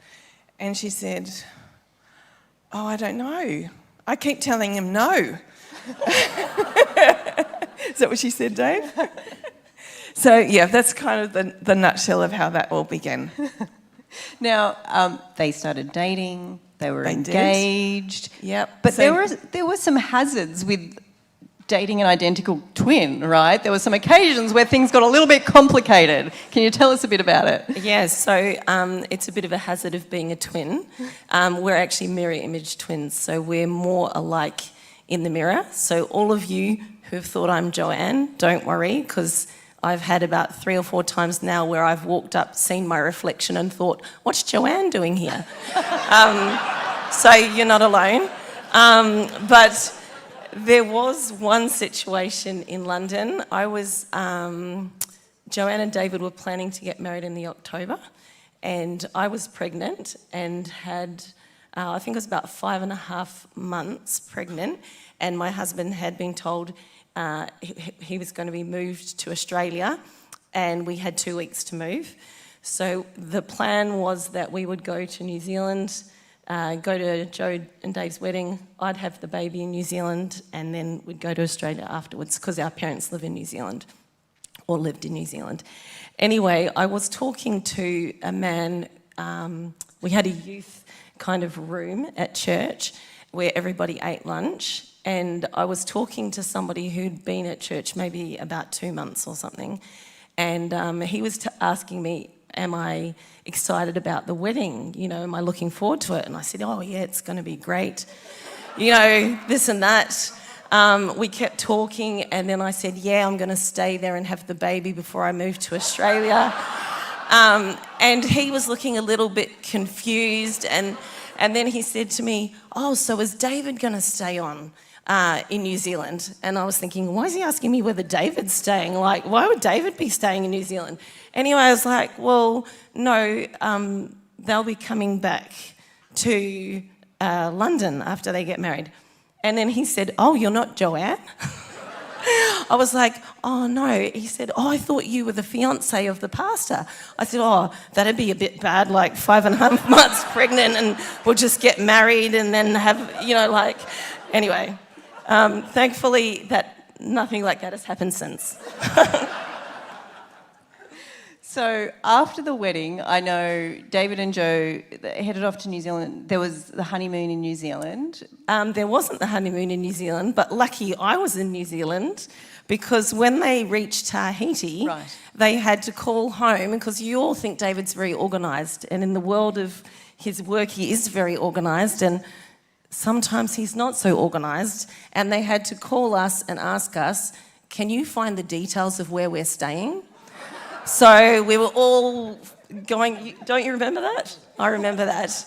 All of us clambering around trying to find any papers or emails or whatever for where they were going on their honeymoon. So it was quite funny. After that, obviously, little Jess came along, not too long after that. And more than 9 months. yes, more than 9 months after that. But little Jessie with her Shirley Temple curls, and she really suffered with allergies when she was little. She used to get red raw and have red, rashes on her face and her body. And Dave and Joe took her to immunologists and a whole range of different specialists, and she had reactions to pretty much so many things: eggs, soy, nuts, all sorts of things. So Joe put her on this really strict diet, and I'm not sure if there's any mums or dads that may have conflict over those sorts of things in the room. But, and I don't know if you remember this, Dave, but Jess kept breaking out in rashes, and Joanne could not work it out because she had cut out everything. Did you see that? Oh, yeah. So every Friday, Dave, as the pastor, back in the olden days, young people, in churches, you used to have a bulletin, which was like a piece of paper that had a running of the program and it had the announcements for the week. And every Friday, Dave would go to get the bulletins. And the only reason we know that is because Kia, I think Kia, you might have just been born or not quite. Theo, you weren't here yet. But Nellie used to take Jess out for drives, and one day she's driving past this drive-through cafe, and Jessie, with her little chubby finger, goes, "It's the bulletins! I want to go to the bulletins!" And it turns out that every Friday, the going to get the bulletins was going to get a biscuit. Junk food. Hence the rashes. Wonderful. I know you guys have so many wonderful memories, amazing stories, celebrations, birthdays, Christmases. I've just got one thing before we go. If you're a Kiwi, you'll understand this, but Dave's actually world famous in New Zealand. So this is a little icon from a supermarket in New Zealand, a Foursquare.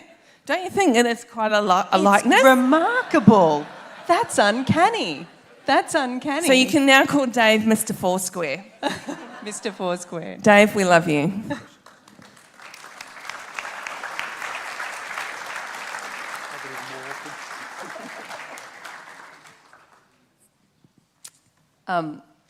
I reached out to Peter Balderston, a good friend of yours from this time in London and those early days with Joe. He shared about your great love of football and some of the matches that you attended. He also describes Valentine's Day in 2006 and says that he was already married and you had been just recently engaged, but you managed to convince your partners that you didn't need to actually be with them for actual Valentine's Day because, well, there was an Arsenal away game at Liverpool, you remember it, in this historic Anfield Stadium, and he tells the story that you were able to convince Joe that this was much more important than the actual Valentine's Day. And that also while you were on competitor territory, he made you order all the food in the bars because with your Australian accent, you were much less offensive and less likely to cause a pub riot. So you were a handy friend to have around, I think. So there were a few more years in London. Jess was born in 2007, some more travel. You've mentioned some fond memories, I think was it Iceland, you've said, was a highlight. After the London adventure, it was time for the next adventure, full-time ministry in Australia. And there were some precious years at Casey, Montana, in Victoria, Reedy Creek in Queensland. And it was during these ministry years that your family grew. Kia was born in 2009 and Theo in 2012, and they brought much more richness to your life. And I know that these were great years with lots of friendships, memories with the kids growing up quickly, and we have several messages to pass on to you that we're not going to fit in right now. But after a number of years of adventure in local ministry, you were ready for another kind of adventure, a more mobile kind of adventure.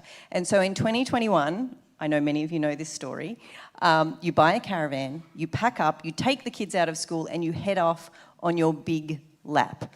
Now, you wrote about a lot of your adventures on your blog, The Reverential Ramblings, and you said your motivation for the trip was the unhurried time we would have together as a family.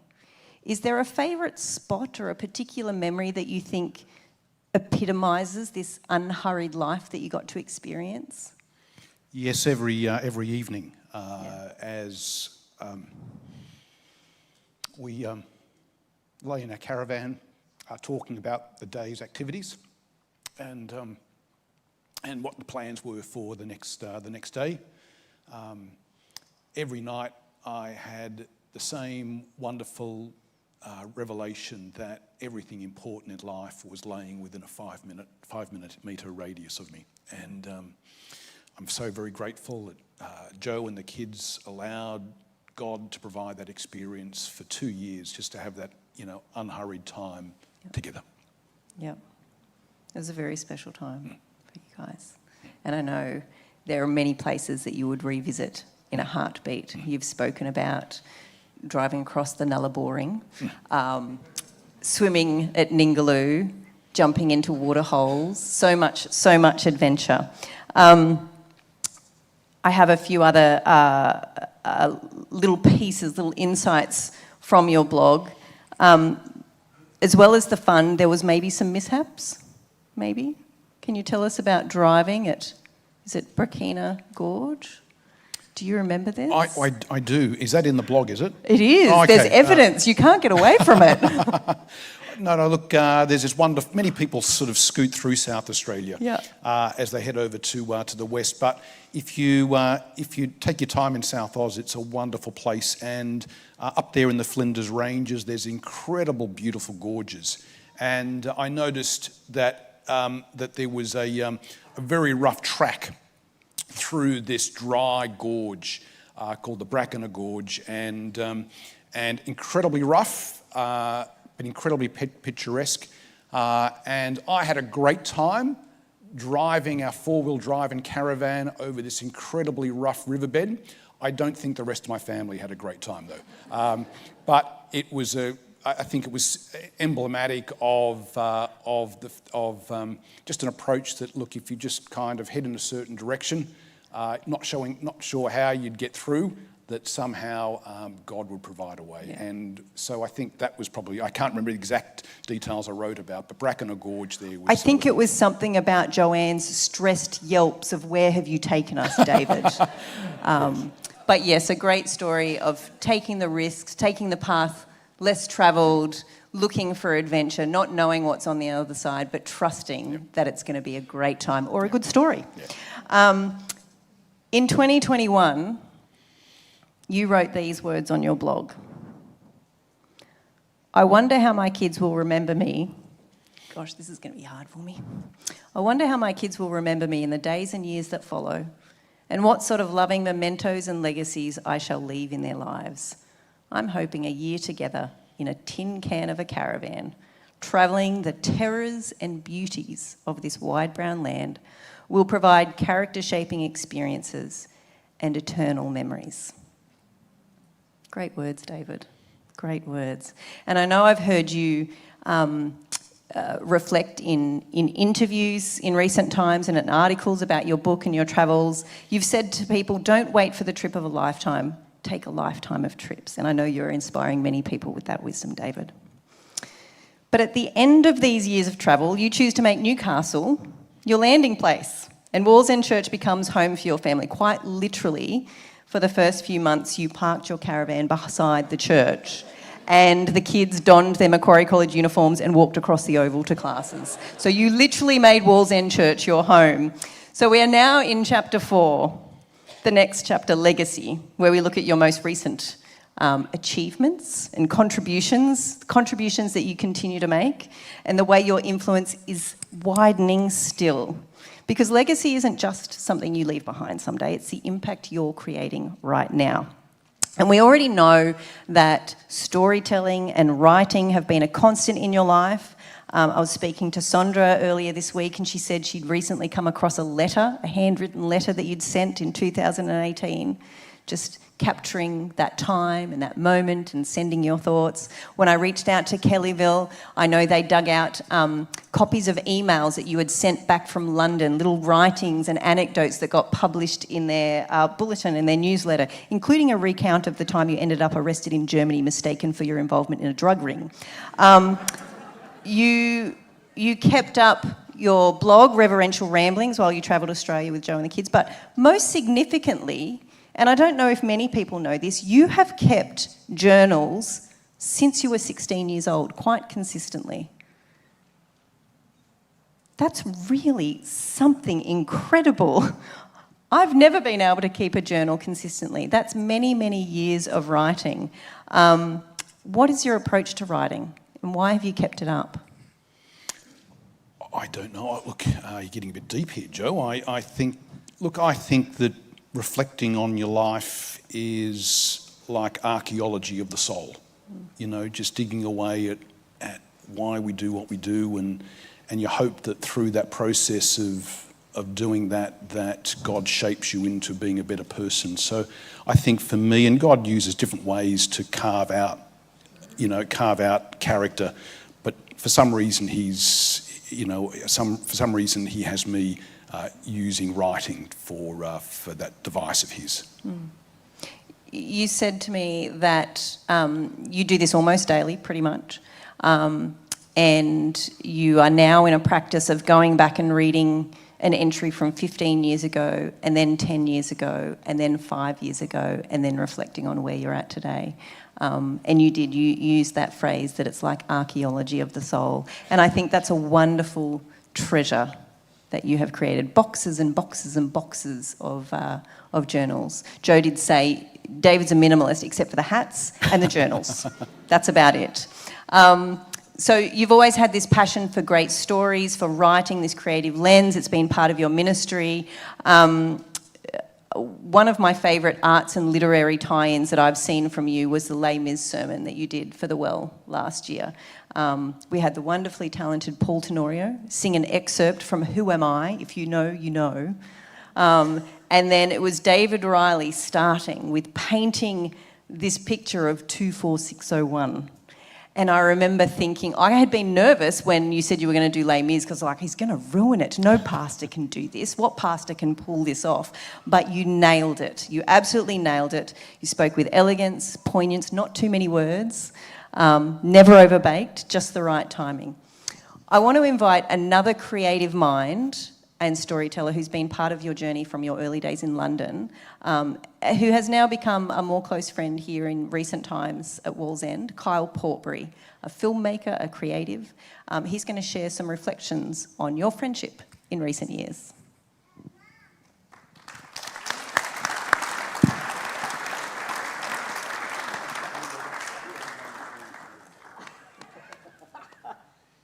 Then I should probably scrub most of what I've written down.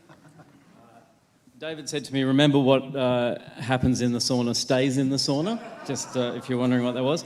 And speaking of archaeology of the soul, my wife and I and children yesterday were on a little road trip up to Camp Elam, and we listened to your recent conversation with Richard Fiedler. If you've heard that, David's apparently promoting a book at the moment, so there's quite a lot of ramblings, as it were, about that. One thing that struck me about that was the correspondence that was used in the archaeology of the soul of those two gentlemen. So I thought that I would do a little bit of archaeology on the soul in a very carefully curated, one-sided exchange between David and I on text message for you tonight. And I just want to assure everyone I checked with legal and it is okay. David has not okayed any of this being read publicly. Okay? So, Act 1. This is for Dayan, just so you know. I'm keeping to my 3 minutes. Okay? Act 1, the film critic. Kyle, went to the cinema to watch Napoleon this morning. I left about 2/3 of the way into it. Not because it was bad, but I had other things that I needed to do, and it wasn't good enough to keep me there. Hey Kyle, hope your week has continued to be blessed. Did you know that 1999 was 25 years ago? And what a year of movie releases it was. Here's a selection. Fight Club, The Matrix, The Green Mile, American Beauty, The Sixth Sense, being John Malkovich, Magnolia, The Talented Mr. Ripley, Eyes Wide Shut for the kids. Eyes Wide Shut, full stop. For the kids,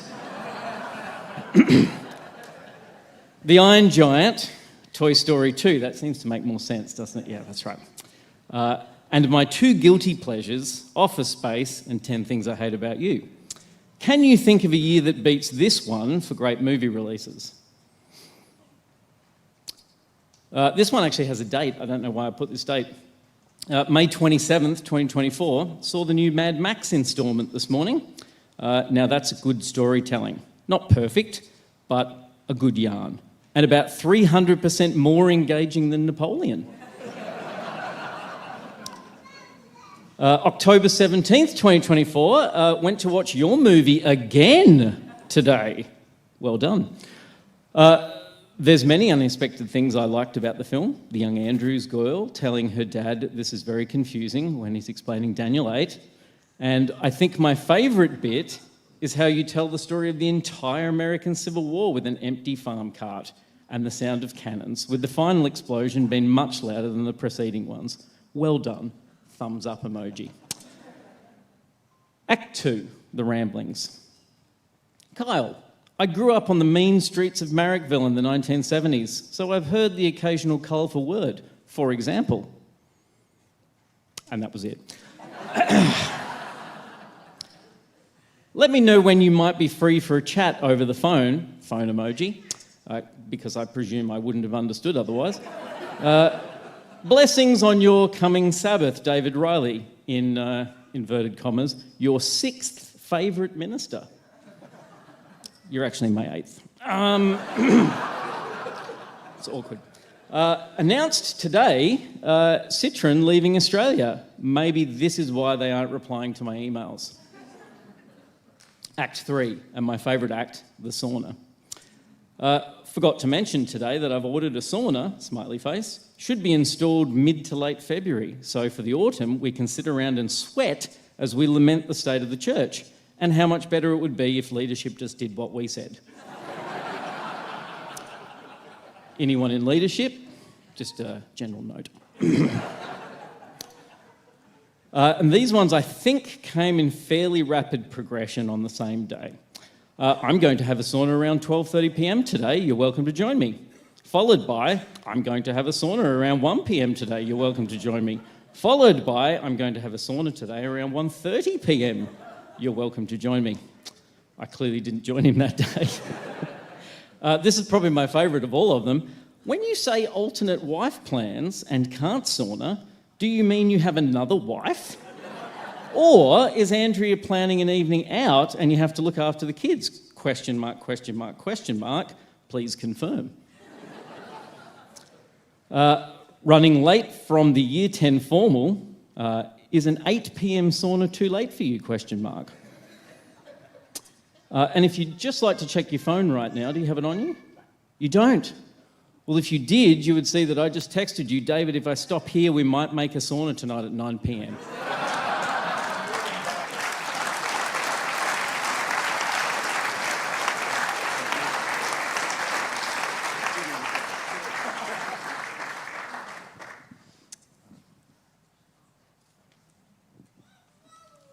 We've been talking about your stories, great storytelling, your love of stories. Jess had something to say about your stories, didn't she? Towards the end of her illness, you were by her side in hospital on a Sabbath morning and she was kicking you out, telling you to get it together and go to church. What did Jess say? Why was she so adamant that you come to church? Joe, as I've shared once or twice before, this was the last Sabbath that Jess was alive. And I was meant to be preaching that morning. It was a Mother's Day program. And Jess said, "Dad, you've got to go home, have a shower. You've got to get to church to preach." And I said, "Jess, there's no way I'm leaving you here on your own." And she said, "Dad," and this is, I guess, the greatest charge that I think I've been given, an encouragement with ministry. She said, "Dad, you need to get to church. My friends need to hear your stories." And I feel incredibly blessed that I got to hear my 17-year-old daughter challenge me to continue sharing the good news of God. And you have shared those stories with the youth. Let's hear from some of them and what they've got to say. My memorable moment is actually multiple. On Pathfinder camps, whenever he does the worship, it's always really good. He always has these interesting stories. When we had Splendor, I was just sitting down watching the music and he came and sat next to me and we just chatted for a little bit. Just all his stories at Pathfinders and stuff. Yeah, they're all very memorable. He did a sermon about Lollyland, and it was genuinely such a crazy thing hearing the entire church silent, like all generations were fully focused. Just when he came to my house for a pastoral visit and we just bonded and talked. For me, it would be his sermon on the merits of gambling. Just when he came for his pastoral visit, he showed up and just started talking with us. And then we asked him, how long are these supposed to go for? And he said usually 10 to 15 minutes, not the 2 hours that we were there for. Every single Pathfinder camp, the Pastor David talked or just spoke, and we got to listen to all his fun stories. Might have caught me dozing off slightly or looking out the window, and he's always he jumps onto you, he calls out your name, and I was like, oh, okay, I've got to focus. The Blues got a try, he stood up, he screamed, and he lapped his footy. It was 10-10-80 talk, because I remember Lincoln went up for a bet with Pastor Riley and he wasn't supposed to win it, but he did, and that was really funny. Anytime we've talked about the cricket, remembered everyone's name in the first 2 weeks and knew everything about them straight away. Probably when he told us the story of Cameron Diaz and no one believed him. He told his Cameron Diaz story. Whether it's true or not, still to this day is an ongoing debate. Story about him meeting Cameron Diaz. Cameron Diaz? Cameron Diaz story that he told pretty much everyone, which no one really believed, but he blew that, but I reckon Joe is better anyway.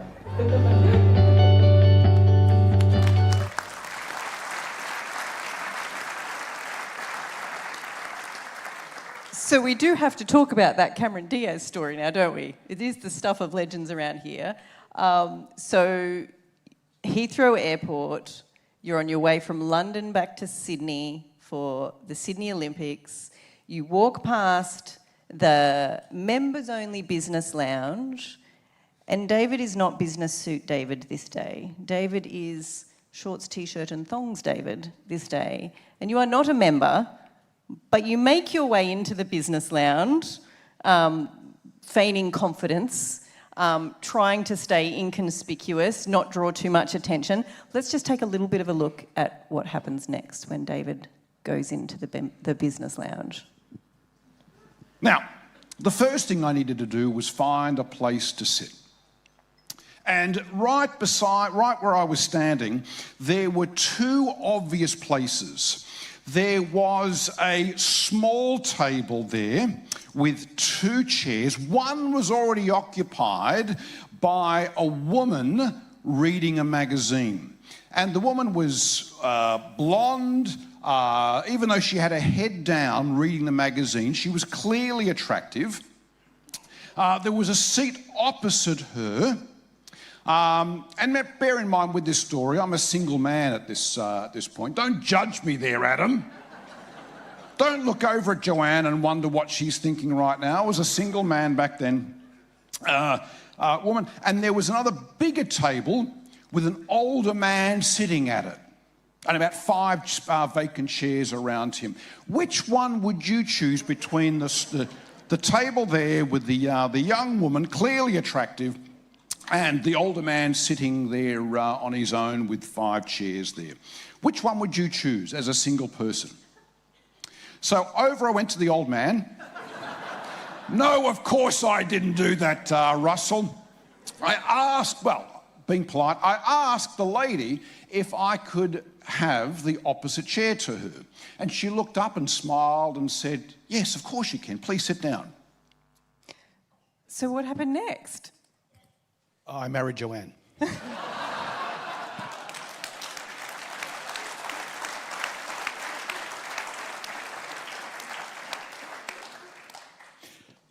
No, so look, that young, as I've shared in that story, that woman turned out to be Cameron Diaz. I didn't realise until about 5 minutes into the conversation who she was. I didn't let on that I knew who she was. And for the next hour, we chatted, and it got a little bit awkward because for that second half of that hour-long conversation, I think Cameron Diaz was clearly taken by the fact that I didn't know who she was and began flirting with me. And for that next half an hour, I'm trying to work out how do I ask her out. And so I didn't. But what became very apparent through that was during this conversation, as I looked around this British Airways first class lounge, not everyone was looking over at me wondering who I was, that I was flirting with I was having a very pleasant conversation. A pleasant conversation, absolutely. Very pleasant conversation with a Hollywood A-lister, and so in the end I just said, look, lovely chatting with you, I've got to go, and the memory I have, which is true,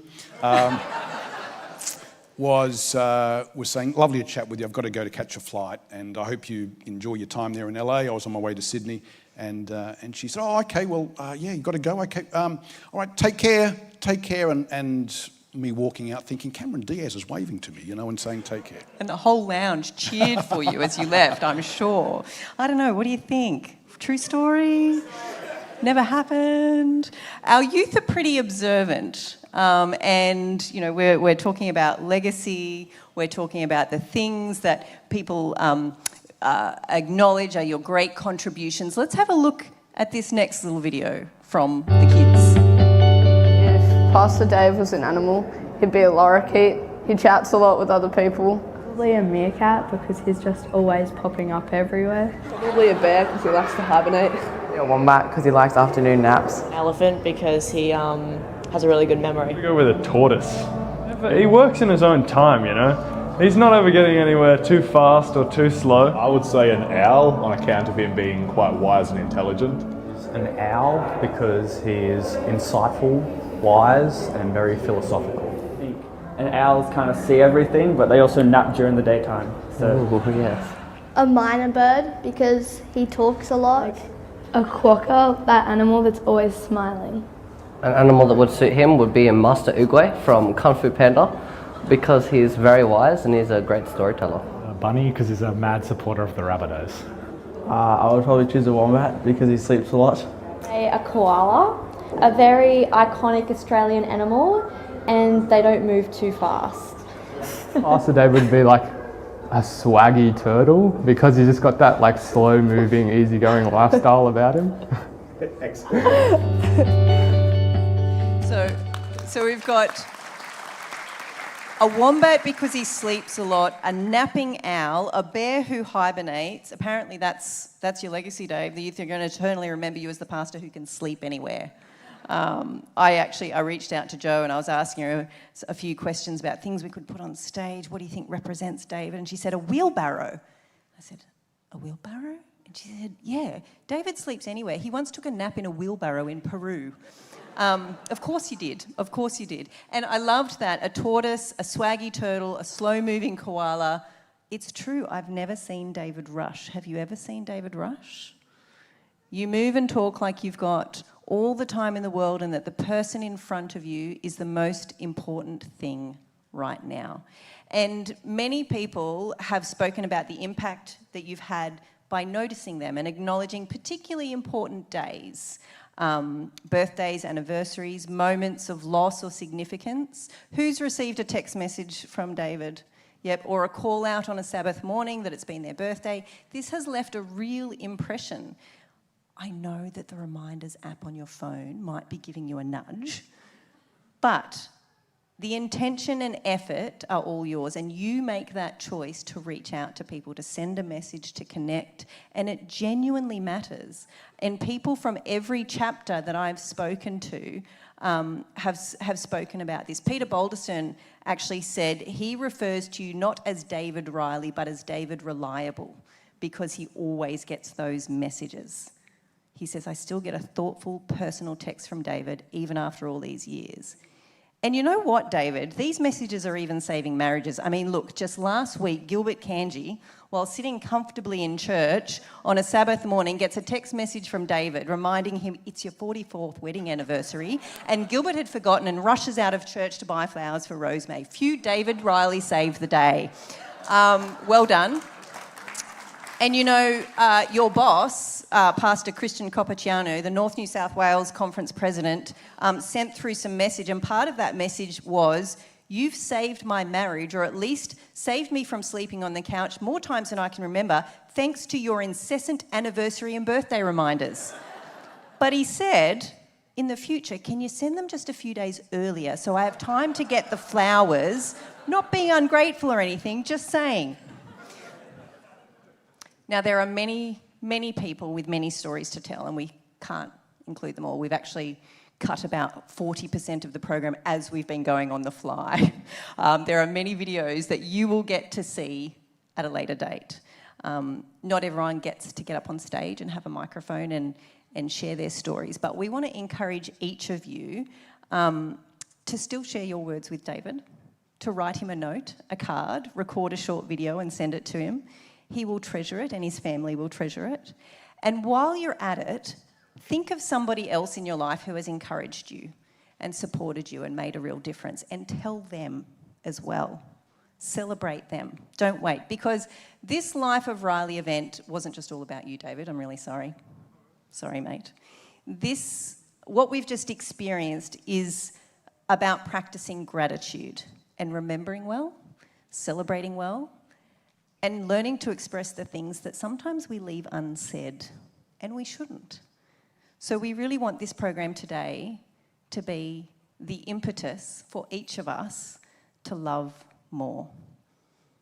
We are about to wrap up, but I think you wanted to have a few words just at the end before we move into prayer and then a worship song and something else special from the youth band. Was there anything you wanted to say, David? Yeah, thank you, Jo.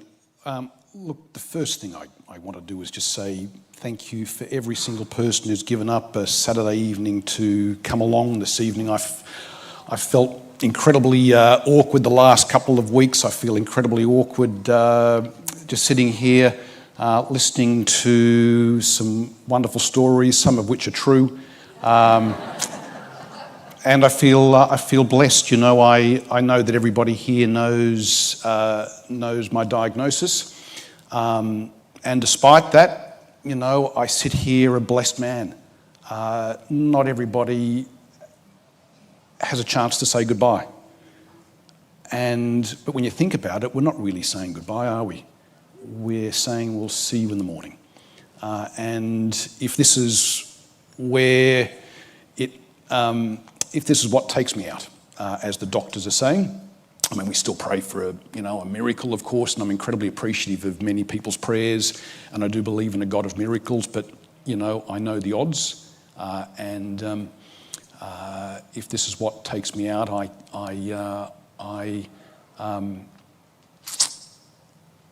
leave a very, very fortunate person.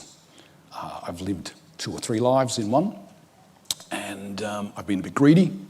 I have a wonderful wife. I have 3 beautiful kids. I have a loving family. I have incredible friends. I have a God who has woken me up each morning with the blessing of knowing exactly what I'm meant to do and I get to go to bed each night knowing I've done what he wants me to do. And there's a Bible text in Acts chapter 13 where it's talking about King David, but this particular text has, I think, directed me for the last couple of decades. And the Bible text is, for when David served God's purpose in his own generation, he fell asleep. And if this is what's going to happen, I'll fall asleep, but I'll wake again. And we'll see our loved ones, we'll see each other, and we'll live forever, where there'll be no more pain, sorrow, tears or mourning for those that we've loved and lost. And I'm looking forward to seeing each and every single one of you on the other side when that time comes, and I'm grateful that you have each walked me home. Thank you.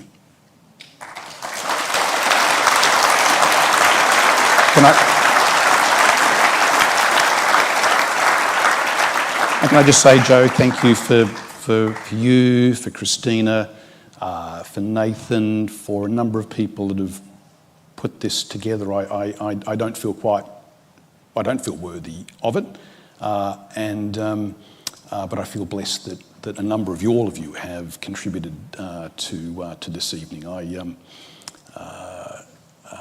It's been a wonderful blessing. Thank you. It's been our privilege and our honour. We are not saying goodbye, we are saying we love you. And right now I'm going to invite Pastor Norm, Pastor Dennis and Leighton to pray. There are hundreds of people praying for you and your family, but to close our program, these friends of yours are going to pray for you.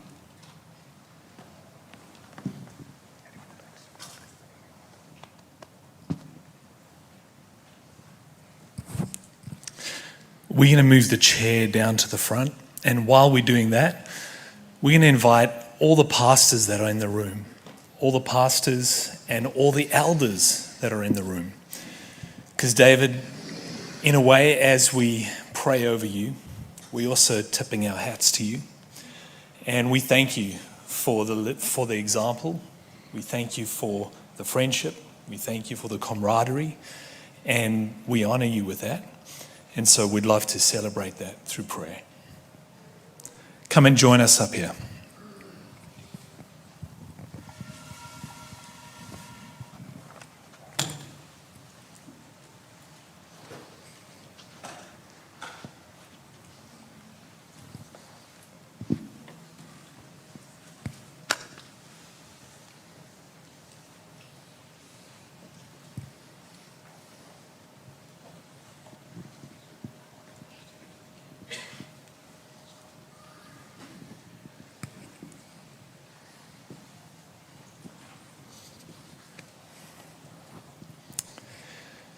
We're going to lay hands up front here. If you want to join us and extend your hands to the front, just in solidarity as we pray together.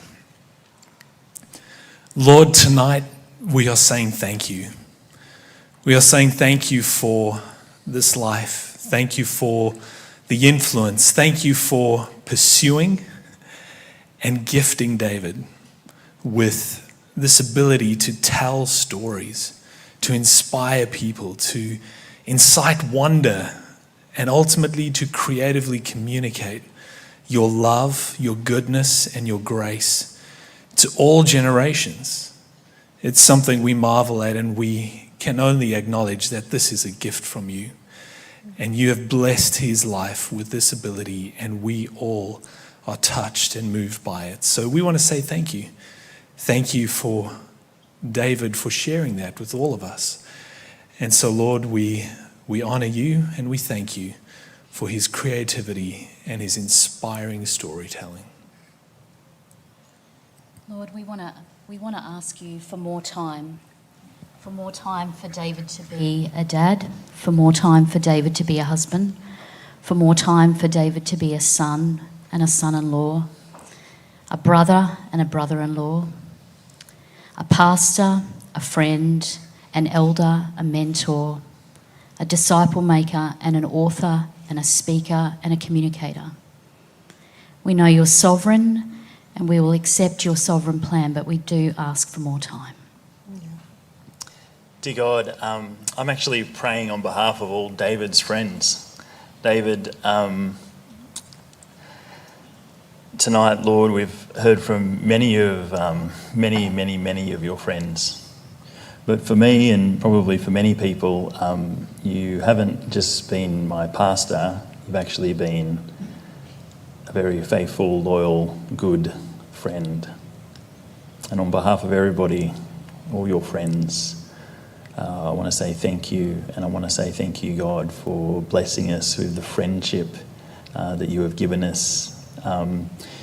You've saved my marriage, and also all the relationships and the reminders that you've sent me to be able to go, oh yes, I can be a better person too.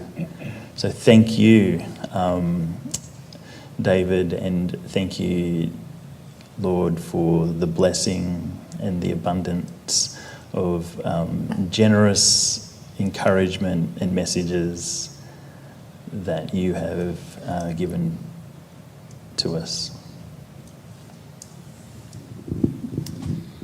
Lord, I've been asked to take the blessing, and I realise I don't need to ask you to bless Dave.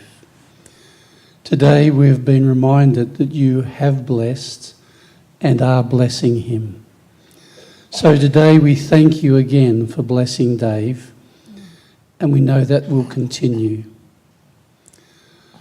I pray for forgiveness for those of us that are angry at God, angry that David is sick and with not a good prognosis. It seems unfair to him, to those he ministers and can minister to his family. So I thank you for your forgiveness, for your understanding, and please support those that struggle. Be with Joe and Kia and Theo. May they feel your arms of love around them and his family, his extended family, dear Lord. And finally, again, we pray stubbornly for Dave's healing and know you are placing him again in your all-knowing love, and we have to leave him there. In Jesus' name, amen.